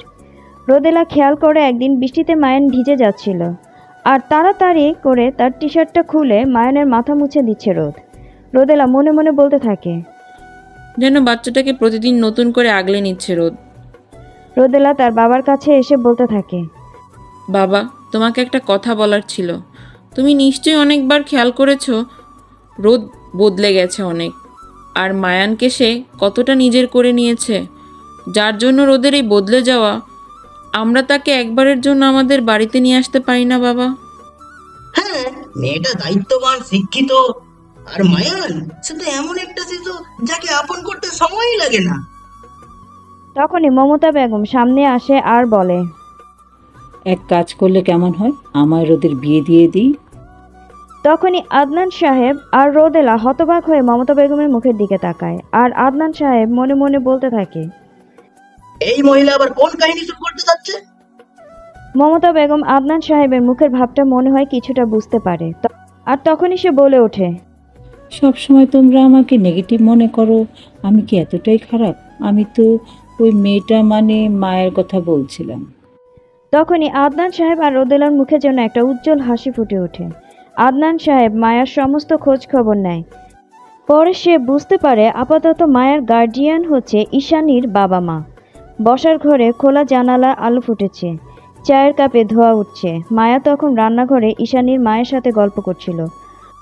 রোদের বাবা মা বাড়িতে এসেছেন দেখা করতে। ঈশানীর বাবা মা দুজনেই সম্মান দিয়ে বসে আছেন। রোদের বাবা আদনান সাহেব গম্ভীর গলায় কিন্তু চোখে আন্তরিকতা নিয়ে বলে ওঠেন, আমরা আজ একটা বিশেষ কারণে এসেছি, একটা বিশেষ কথা বলার আছে। যদি অনুমতি দেন তবে। আপনি তো আমাদের মতো খোলা মনের মানুষ, বলুন, আমরা আগ্রহে শুনছি। রোদের মা তখন রোদের ছবি দেখিয়ে বলে, এটা আমার ছেলে রোদ। সে জীবনে সব কিছু পেয়েছে, তার কোনো কিছু অপূর্ণতা রাখেনি, কিন্তু একটা জীবনসঙ্গিনী বড় অভাব। কোনো এক সময় আমার ভুলের কারণে আমার ছেলেটার জীবনটা অনেকটাই এলোমেলো হয়ে গিয়েছিল, কিন্তু এখন বুঝতে পারছি সে বদলে গিয়েছে, আর তাকে বদলানোর কারণ হচ্ছে মায়া। আমরা চাই আমাদের রোদ আর আপনার চেয়ে আরেকটি মেয়ে আছে, মায়া, অর্থাৎ মায়ানের আম্মু। ওকে আমরা আমাদের পুত্রবধূ করে নিতে চাই। মায়া আমার আরেকটা মেয়ে। সে আমার চোখের সামনে আবার হাসতে শিখেছে, যুদ্ধ করতে শিখেছে। আমি ওই শ্রেণীর থেকে তাকে কোন অংশে কম দেখি নাই। তাকে আপনাদের ছেলের জন্য নিতে এসেছেন, সেটা তো আমাদের একটা সৌভাগ্য, কিন্তু আমার একটা শর্ত আছে। এ কথা শুনে সবাই একটু থমকে যায়। রোদের মা একটু সংকুচিত হয়ে ওঠেন। ওদের সুখের দায়িত্বে আমরা নিব, কারণ আপনার ছেলের বউ হলে ও শুধু আপনার পুত্রবধূ হবে না, আমার আরেকটা মেয়ে। সবাই তখন হেসে ওঠে। সেই মুহূর্তে পাশের ঘর থেকে মায়ান হেঁটে এসে বলে, তোমরা সবাই কি কথা বলছো? আমি কোথায় যাচ্ছি? সবাই হেসে ফেললে ঈশানী এসে মায়ানকে কোলে তুলে নেয়। চারপাশে সুন্দর নরম আলো। মায়া একা বারান্দায় দাঁড়িয়ে আকাশের দিকে তাকিয়ে চোখে জল চিকচিক করছে। রোদের মা কিছুক্ষণ চুপ করে পাশে এসে দাঁড়ায় এবং নরম গলায় বলে, তোমার চোখে ভয় দেখি মেয়ে, কিন্তু তুমি জানো তো ভালোবাসা যদি ভয়কে জিতিয়ে দিতে পারে তখন জীবন বদলে যায়। মায়া কিছুক্ষণ চুপ করে থাকে, তারপর চোখ নামিয়ে নরম গলায় বলে, আমি শুধু একজন মা, একজন খারাপ সময় পার করা নারী। ওনার সাথে কি আমাকে মানায়? ওই সময় ঈশানীর মা এসে পাশে বসেন। তার কণ্ঠটা কোমল, মাতৃ স্নেহ ভরা, হাসি মুখ করে বলে,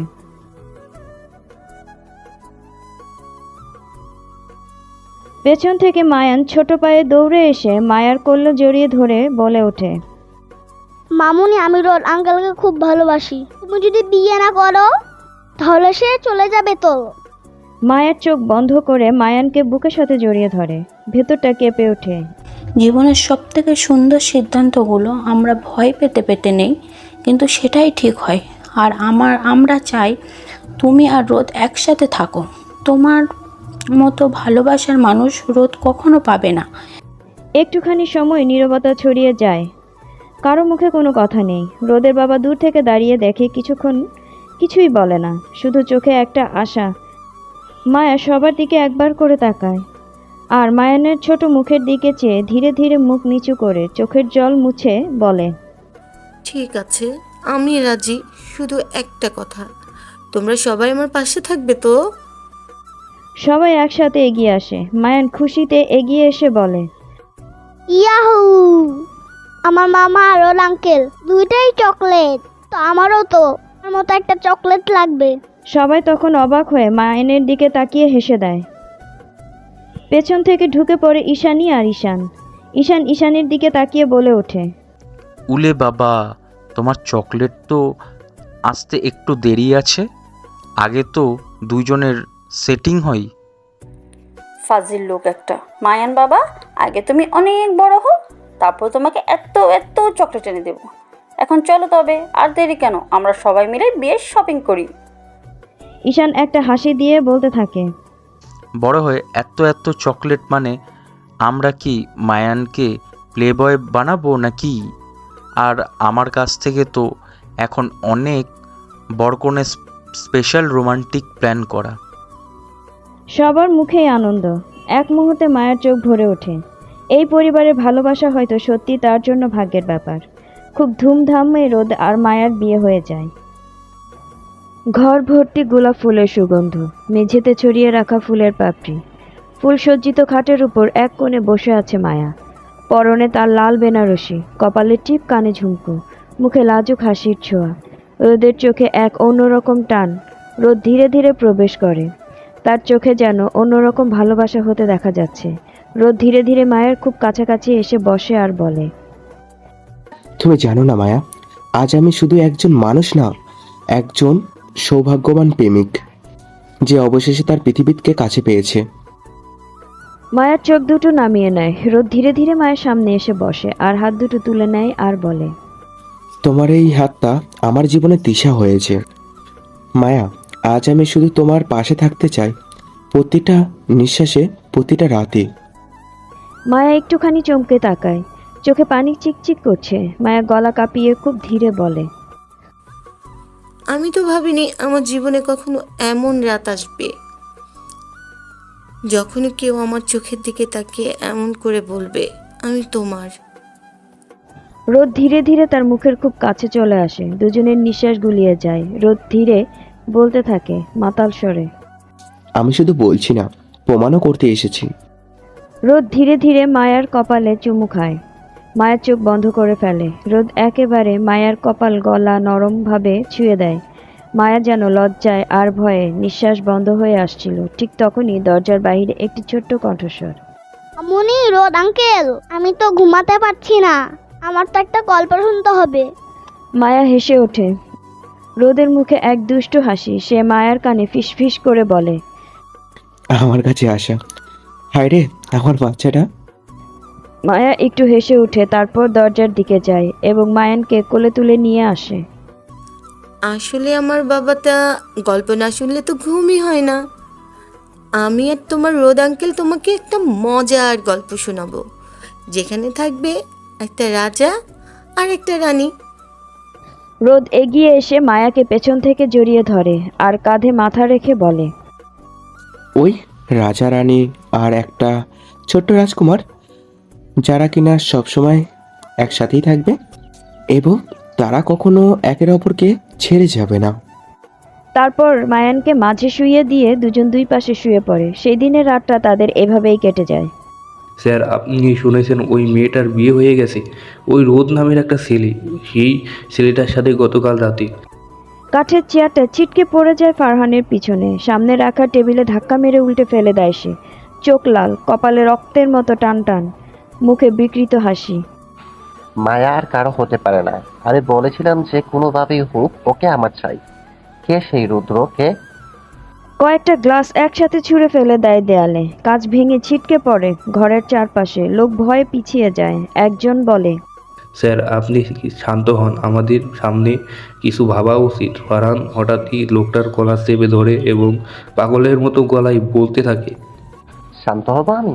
আমার মায়া, যাকে আমি নিজের করার জন্য কত কিছু করেছি, যাকে নিজের করে পাবার জন্য তার বোনকে মেরে ফেলেছি, সে কি করে অন্য কারো হতে পারে? ফরহান হাঁটতে থাকে। হাঁটতে হাঁটতে হোঁচট খায়, আবার উঠে দাঁড়ায়। মদের ভেজা মুখে পাগলের মতো হেসে উঠে আর বলে, ওকে পেতে হলে আমি পাপ করতেও রাজি 1000 বার। সে আমার ছাড়া আর কারো হতে পারে না। আমি ওকে আবার নিয়ে আসবো আমার কাছে। ওই রোদ, বজ্রপাত, তুফান যাই হোক, কাউকেই আমি পরোয়া করবো না। পরদিন গভীর রাতে ফারহান তার দুই বিশ্বস্ত গুন্ডাকে ডেকে পাঠায়। ফারহান বলতে থাকে, মায়ের নতুন বাসা বের করবে, আর ওই বাচ্চাটাও যেন সাথে থাকে, কারণ ওই বাচ্চাটা আমার একমাত্র হাতিয়ার। স্যার, কি প্ল্যান করতে চাচ্ছেন? ফারহান ভয়ঙ্কর চোখের চাহনি দিয়ে তাকায় আর বলে, জানতে পারলাম আগামীকাল সন্ধ্যায় ওরা একটা পার্টিতে যাবে। সেই সময়টা পারফেক্ট। আমি চাই মায়া আর ওই ছোট্ট ছেলেটা ওদের একসাথে তুলে নিয়ে আসো। চিৎকার, কান্না, রক্ত সব হোক, কিন্তু ওরা আমার কাছে আসবে জীবিত। আর যদি সম্ভব না হয় দুজনকে একসাথে আনা, তবে ওই ছোট্ট বাচ্চাটাকে নিয়ে আসো। বাচ্চাটা যত ছোট, ব্যথা তত গভীর।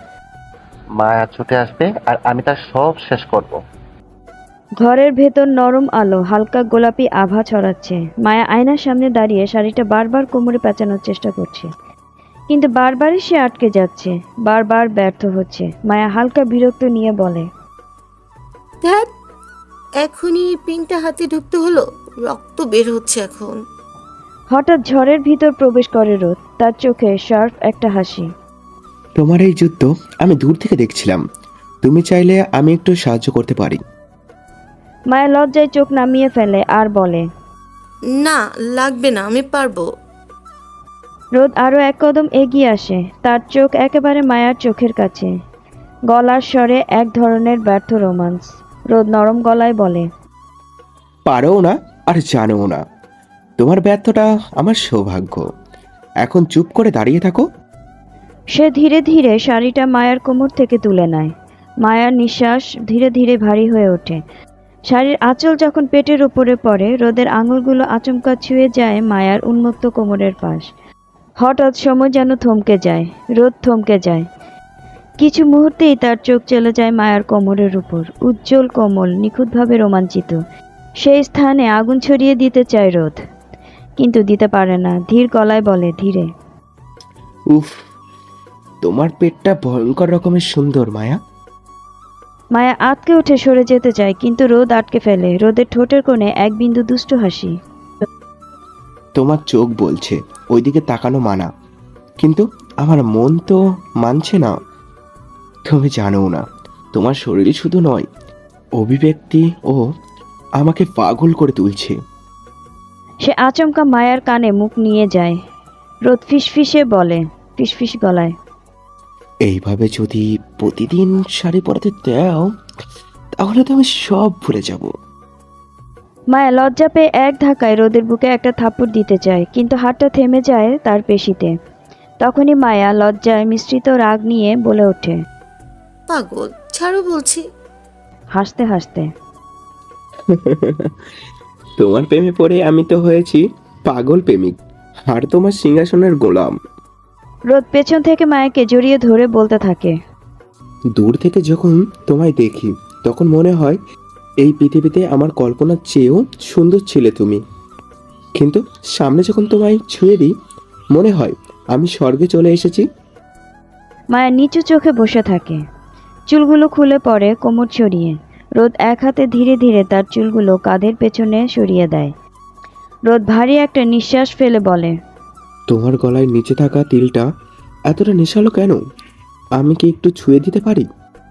এ কথা বলেই সে ধীরে ধীরে তার ঠোঁট নামিয়ে আনে মায়ার গলার কাছে। মায়া চোখ বন্ধ করে ফেলে, ঠোঁট কামড়ে রাখে কিছু না বলার জন্য। রোদ গলায় এক রাশ আগুন নিয়ে বলে, তোমার চুলের গন্ধ আমাকে মাতাল করে দিচ্ছে, পুরো পাগল হয়ে যাচ্ছি আমি। সে মায়ের গলায় হালকা করে চুমু খায়। মায়া সরে যেতে চায়, কিন্তু রোদ হাত দিয়ে তার কোমর আঁকড়ে ধরে। তোমার চোখে যে লজ্জা, সেইটা আমার আরও গভীরভাবে টেনে নিচ্ছে তোমার কাছে। রোদের ঠোঁট এবার মায়ার কানার পাশে, শ্বাস তার গলা ছুঁয়ে যায়। রোদ ফিসফিস করে বলে, আমি তোমায় একটু একটু করে পুরোটা ছুঁয়ে দিতে চাই, কিন্তু আমার চোখে তুমি তোমার রঙের রাঙালো শরীর এতটাই অধিকার চাই, যেটা শুধু দুজন মানুষকে এক করে দেবে। আমি শুধু তোমার হতে চাই, তোমার প্রতিটা নিঃশ্বাসের একমাত্র মালিক হতে চাই। মায়া কিছু বলে না, চোখ নামিয়ে ফেলে। রোদ তার গালে হাত রাখে আর বলে, তুমি কিছু বলো না জানি, কিন্তু তোমার চোখ বলছে। রোদ, তুমি থেমো না। আজকের রাত শুধু আমাদের। তোমাকে পেয়েছি অনেক যুদ্ধের পরে মায়া, আজ শুধু তোমাকে পুরোপুরি কাছে পেতে চাই। আজ রোদ আর মায়ের রিসেপশন পার্টি। আলোর ঝলমল করছে চারপাশ, পুরো জায়গাটা অতিথিতে হাসছে। গ্লাসের টুংটাং আওয়াজ, হালকা মিউজিক আর ক্যামেরার ঝলকানি, সব কিছুর মাঝে একটা নিস্তব্ধ উত্তেজনা। মিনিট পাঁচেক পর প্রবেশদ্বারে হঠাৎ করে থেমে যায় সব আওয়াজ। দরজায় দাঁড়িয়ে আছে রোদ আর পাশে মায়া। রোদের পরনে নীল ব্লেজার, হালকা খোলা গলা, চোখে হালকা স্মোকি লুক, আর মায়ার পরনে একটা ডিপ মেরুন রঙের শাড়ি, চুলগুলো একপাশে ছেড়ে দেয়া, গলায় সোনালি হার। তার চোখ দুটো কেবল রোদের দিকে। দুজন একসাথে ধীরে ধীরে ভেতরে পা বাড়ায়। সবাই ভুলে গেল কি বলছিল, কি ভাবছিল। সবার মুখে শুধু একটাই কথা, নাইস কাপল। রোদ ধীরে ধীরে মায়ের কোমরে হাত রেখে একটু জোরেই টেনে নেয় কাছে। মায়া চমকে তাকায়, কিন্তু কিছু বলে না। তখন রোদ একটু নিচু গলায় বলে, ধীরে। তুমি পেছনে থাকলে আমি আজও হারিয়ে যাব। সামনে নিয়ে এলাম, যাতে সবাই জানে স্বপ্নের মানুষ শুধু চোখে দেখার না, পাশে হাঁটার জন্য হয়। কেউ কেউ গুঞ্জন করছে, কেউ তো ভুলেই গেছে জুসে চুমুক দিতে। রোদের বাবা মা এক কোণ থেকে দেখছে, আর রোদের মা তার বাবার কানে কানে বলে, রোদ কখনো এমনভাবে হাসেনি। আজ যেন মায়ার ছায়ায় রোদের হাসি বদলে গেছে। আদনান সাহেব ঠোঁটে হাসি টেনে বলে, ঈশানীর মা একটু চোখ মুছে হাসে। এই ছেলে তো মনে হচ্ছে মায়ানকে দায়িত্ব নিয়ে বড় করবে। একটু পরেই দৌড়ে আসে মায়ান। দৌড়ে এসে মায়া শাড়ি টেনে ধরে বলে, রোদ বাবাই, মামুনি কি আজকে প্রিন্সেস? রোদ হেসে মায়ানকে কোলে তুলে নিয়ে বলে, না, আজ তোমার মামনি একজন রানী, কারণ আমি হচ্ছি তার রাজা। ওই মুহূর্তেই ক্যামেরা ক্লিক করে। রোদ হাসে, মায়ের দিকে তাকিয়ে এক চোখ কুঁচকে ফিসফিসিয়ে বলে, আজ থেকে আর কাউকে তাকাতে দেব না। দেখছো সবাই তোমাকে কেমন করে দেখছে, কিন্তু আমি চাই না আমার বউকে অন্য কেউ এইভাবে হতবাক হয়ে দেখুক। ধীর পায়ে ওদের সামনে এগিয়ে আসে দুজন। একজনের পরনে কালো ব্লেজার স্যুট, মুখে একটা সুন্দর হাসি, চোখে এক অদ্ভুত ভালো লাগা। তার ভালো লাগার মধ্যে বুঝিয়ে দিচ্ছে কোনো কিছু নিজের করে পাওয়া নয়, যেন ভালোবাসার অপর নাম হচ্ছে মনে মনে ভালোবেসে তাকে সুখী হতে দেয়া। অপরজন মুখে হালকা মেকআপ, চোখগুলো অদ্ভুত আনন্দিত, পরনে নীল রঙের একটা শাড়ি। অদ্ভুত ভালো লাগা হাসিতে বুঝাচ্ছে যে এক মায়ের পেটে জন্ম না নিয়েও বন্ধুকে বোনের মতো ভালোবাসা যায়, সম্পূর্ণ ভালোবাসা দিয়ে আগলে রাখা যায় তাকে সুখে দুঃখে। আর এই দুজনই হচ্ছে ঈশান আর ঈশানী। ঈশান হেসে রোদের কাছে এসে বলে, বুঝেছি, এখন আর আমাদের কথা কারোর মনে নেই। ঈশানী চোখ টিপ দিয়ে বলে, রোদ জিজু এখন যা করছে সেটা তার কর্তব্য, কিন্তু কর্তব্য পালন করতে গিয়ে সে আমাদেরকে ভুলে গেছে।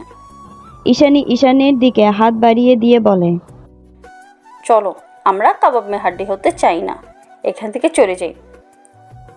এ কথা বলেই যেই দুষ্টুমি করে এক পা বাড়াতে যাবে, অমনি মায়া ঈশানীর গলা জড়িয়ে ধরে আর বলে, তুই আমার সব কিছু, তোকে ছাড়া আমার দুনিয়া ফাঁকা। কিন্তু এতক্ষণ কোথায় ছিলি সেটা তো বল আগে। ওদের খুনসুটির মধ্যেই পার্টিতে প্রবেশ করে এক অপরিচিত লোক, চোখে সানগ্লাস, মুখে অদ্ভুত হাসি। কেউ তাকে চেনে না, কিন্তু একজন যেন তাকে দেখেই চিনে ফেলে, আর সে হচ্ছে ঈশান। ঈশানের চোখটা হঠাৎই ছোট হয়ে আসে, আর সে মনে মনে ভাবতে থাকে, এই লোকটাকে কোথায় যেন দেখেছি। অনক্ষণ ভাবার পর সে বলে ওঠে, আরে এই তো সেই লোকটা, কি যেন নাম বলেছিল? মায়া? ও, ফারহান। পাশ থেকে ঈশানী শব্দটা শুনেই রোদের দিকে তাকায় আর বলে, রোদ ফারহান নামের লোকটা এখানে? রোদ ঘুরে তাকায়, ততক্ষণে ফারহান মায়ানের দিকে এগিয়ে গেছে। একটু ফাঁকা পেয়ে সে মায়ানকে কোলে তুলে নেয় আর বলে, আমি আমার রাজপুত্রকে নিয়ে যাচ্ছি, এবার তুই কাঁদবি মায়া। দূর থেকে রোদ, মায়া, ঈশান, ঈশানী সবাই দৌড়ে আসে, কিন্তু গার্ড ওদের বাধা দেয়। ফারহান আগে থেকেই সব রেডি করে এসেছিল। বাইরে দাঁড়িয়ে আছে কালো গ্লাসের একটা গাড়ি। মায়া চিৎকার করে কাঁদতে থাকে। মায়ান বলে পাগলের মতো দৌড়ে যায়। ঈশান পেছনে, ততক্ষণে ফারহান গায়েব। মায়ের মোবাইলে একটা ফোন আসে। মায়া ফোনটা রিসিভ করতেই ওপাশ থেকে বলতে থাকে, তোর ছেলে আমার কাছে আছে, তুই আসবি তোর ছেলেকে নিতে, কিন্তু একা, নইলে তোর সব শেষ। মায়া হতবাক হয়ে সবার মুখের দিকে তাকায়। রোদ জিজ্ঞেস করে, কি হয়েছে বলো তাড়াতাড়ি। মায়া এক মুহূর্ত দেরি না করে ছুটে যেতে নিলে সবাই তার পেছন পেছন দৌড় দেয়। একটা ভাঙা গ্যারেজ, চারদিকে ভুতুড়ে পরিবেশ। ধীরে ধীরে মায়া গ্যারেজের দরজার সামনে এসে এগিয়ে যায়। ভেতরে ঢুকতেই দেখতে পায় একটি কালো ছায়া দাঁড়িয়ে। মায়াকে দেখে মায়ান চিৎকার করতে থাকে। ফারহান মায়াকে দেখে বলে ওঠে, আমি তোকে একা আসতে বলেছিলাম না, দলবল নিয়ে আসতে বলেছি? তুই আমাকে অনেক চালিয়েছিস, এবার আমার সেই প্রতিশোধের পালা। মায়া সাহস করে ফারহানের দিকে এগিয়ে যায়। এক হাতে মায়ানকে টেনে নিজের পেছনে রাখে। ফারহান তাকে ধাক্কা দিয়ে দেয়, কিন্তু তখনই পেছন থেকে এসে দাঁড়ায় রোদ আর ঈশান। হঠাৎ সেখানে এক রকমের মারামারি, ধস্তাধস্তি শুরু হয়। রোদ ফারহানকে বলে, তুই যে একজন খুনি সেটা আজ প্রমাণ হবে। ঈশান থানার পুলিশকে ডেকে আনে। মায়া সেই ভয়েস রেকর্ডারটি পুলিশকে দেয়। ফারহানের আগের কেস ফাইল লিঙ্ক পুলিশ ফারহানকে গ্রেপ্তার করে নিয়ে যায়। শেষবারের মতো চোখে আগুন আর হতাশা নিয়ে তাকিয়ে থাকা ফারহান মায়ার দিকে যেতে যেতে ফারহান বলে, তুই মনে রাখিস আমি ফিরে আসবো।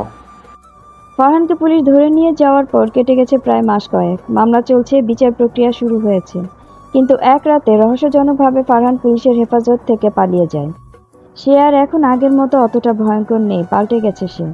একদিন সে দেখতে পায় শহরের এক প্রান্তে পার্কে রোদ আর মায়ানের খুনসুটি। রোদের চোখে মায়ানের জন্য স্নেহ ভরা মমতা বোধ। মায়ানকে নিয়ে হাসি মজা করছে রোদ। ফারহান অনেক দূর থেকে এক কোণায় দাঁড়িয়ে সেটা দেখছে। কেউ তাদের চেনে না, একটা কাপড়ে মোড়ানো তার মুখটা। মায়ান খুব হাসি খুশি, রোদকে বাবা বাবা বলে অনেক কথা বলে যাচ্ছে। ফারহান এটা দেখে থমকে যায়। তার চোখ ভিজে ওঠে, বুকটা কেঁপে ওঠে। এক সময় সে শব্দ করে শুনতে চায়, খুব করে চায় এই বাবা ডাকটা নিজে শুনতে। সেই প্রথমবারের মতো ফারহানের মধ্যে সত্যিকারের বাবা হওয়ার বোধ জেগে ওঠে। সে মনে মনে বলে, শুধু একবার যদি ওর মুখ থেকে বাবা ডাক শুনতে পারতাম, তাহলে আমি এই জীবনটা ছেড়ে গেলেও শান্তি পেতাম। সেদিন ছিল মেঘলা, বাইরে বেরিয়েছিল মায়া আর মায়ান। অন্ধকারে দূর থেকে দাঁড়িয়ে একজোড়া চোখ তাকিয়েছিল নীরবে। ফারহান বের হয়েছে কিছুদিন আগে, পেছনে দুঃস্বপ্নের স্মৃতি। ফারহানের ভিতরে সেই আকাঙ্ক্ষা বাবা ডাক শোনার। বিকেলে হঠাৎ মায়া মায়ানকে নিয়ে বাগানে আসে। রোদ তখন কাজের জন্য বাহিরে। ছায়ামূর্তি ধীরে ধীরে কাছে আসে, মায়ানে ফিরে তাকায় এবং দেখে তার পিছনে কেউ একজন দাঁড়িয়ে। মায়ান জিজ্ঞেস করে, কে তুমি? তখনই ফারহান বলে, আমি তোমার বাবা। মায়া দূর থেকে ছুটে আসে আর বলতে থাকে, মায়ান, আর সামনের দিকে এগোবে না, পিছনে আসো। ফারহান গর্জে উঠে আর বলে, ও আমার রক্ত, আমার সন্তান, আমার ছেলে সে। ফারহান একসাথে মায়ানকে টেনে নিতে চায়, কিন্তু মায়া লড়াই করে। হঠাৎ কোত্থেকে রোদ এসে ধাক্কা মারে। দুই পুরুষের ধস্তাধস্তি শুরু হয়। রোদ মায়ানকে ঠেকিয়ে রাখে। এইদিকে ঈশানী এগিয়ে আসে এবং পুলিশকে ইনফর্ম করে। আর তখনই ফারহান তার পিস্তল বের করে আর চিৎকার করে বলতে থাকে, আমি কিছুই চাই না, শুধু একটা বার ওকে জড়িয়ে ধরতে চাই, শুধুমাত্র একবার। সবাই থমকে যায়। মায়া কাঁপতে কাঁপতে মায়ানকে ফারহানের কাছে নিয়ে আসে। ফারহানের চোখে জল ঝাপসা, কিন্তু মায়ান ধীরে ধীরে ফারহানকে দেখে অবাক হয়। তারপরে পেছনে ঘুরে সে রোদের দিকে দৌড় দেয় আর বলে, আমি তোমাকে চিনি না, আর তুমি আমার বাবা না। ওই যে ওখানে রোদ, ওইটা আমার বাবা। ফারহানের পিস্তল পড়ে যায়, হাঁটু ভেঙে বসে পড়ে সে। তার চোখে জল। সে একটা কথাই বলে, আমার পাপের শাস্তি আমি পেয়ে গেছি, ওর ওই একটা বাক্যই আমাকে শেষ করে দিল। পুলিশ এসে পৌঁছেছে, কিন্তু হঠাৎ করে স্নাইপারের গুলি। ফারহান ভেঙে পড়ছে। ধীরে ধীরে শেষ মুহূর্তে সে বলে, মায়া, তুমি ওকে ভালো রেখো। তুমি যা করেছো সেটার কোনো তুলনা হয় না। আমি কখনো ভালো মানুষ ছিলাম না, আর বাবা হওয়ার যোগ্য ছিলই না আমার। তাই আমি কোনোদিনও বাবা হতে পারিনি। তুমি সারা জীবন ওর পাশে থেকো মায়া। মায়ান মুখের দিকে তাকিয়ে বলে, আমনি, এ লোকটাকে উনি তো আমাকে ধরে নিয়ে গিয়েছে। উনি তো একটা ভয়ঙ্কর লোক। বাবা বলতে বললো কেন? মায়া ধীরে ধীরে মায়ানের কাছে এসে বলে, কখনো এমন কিছু প্রশ্ন আছে বাবা, যে প্রশ্নের উত্তর খুবই কঠিন। মায়া মায়ানকে নিয়ে আসে ফারহানের কাছে। ফারহান মায়ানের হাতটা শক্ত করে ধরে বলে, ধীর স্বরে, ওই রোদ তোমার বাবা। আমি একজন ভয়ঙ্কর খারাপ মানুষ। তুমি ভালো থেকো। ফারহানের ঠোঁটে একটা হালকা হাসি খেলা করে যায়। সে চিরতরে চোখ বন্ধ করে নেয়। রোদ ধীরে ধীরে সামনে এগিয়ে এসে মায়াকে জড়িয়ে ধরে। মায়া ফুপিয়ে কেঁদে ওঠে। পেছনে তার পাশে দাঁড়িয়ে ঈশানী বলে ওঠে, ভালোবাসা জোর করে হয় না, এটাই সত্যি। রোদের বাবা দূর থেকে বলে ওঠে, রোদ আর মায়ার ভালোবাসার শক্তি হচ্ছে মায়ান, বুঝলে? আর এইভাবেই রোদের ভালোবাসায় রোদের আলোয় ছুঁয়ে যায় মায়া আর মায়ানের জীবন আর তাদের ছোট্ট সংসার।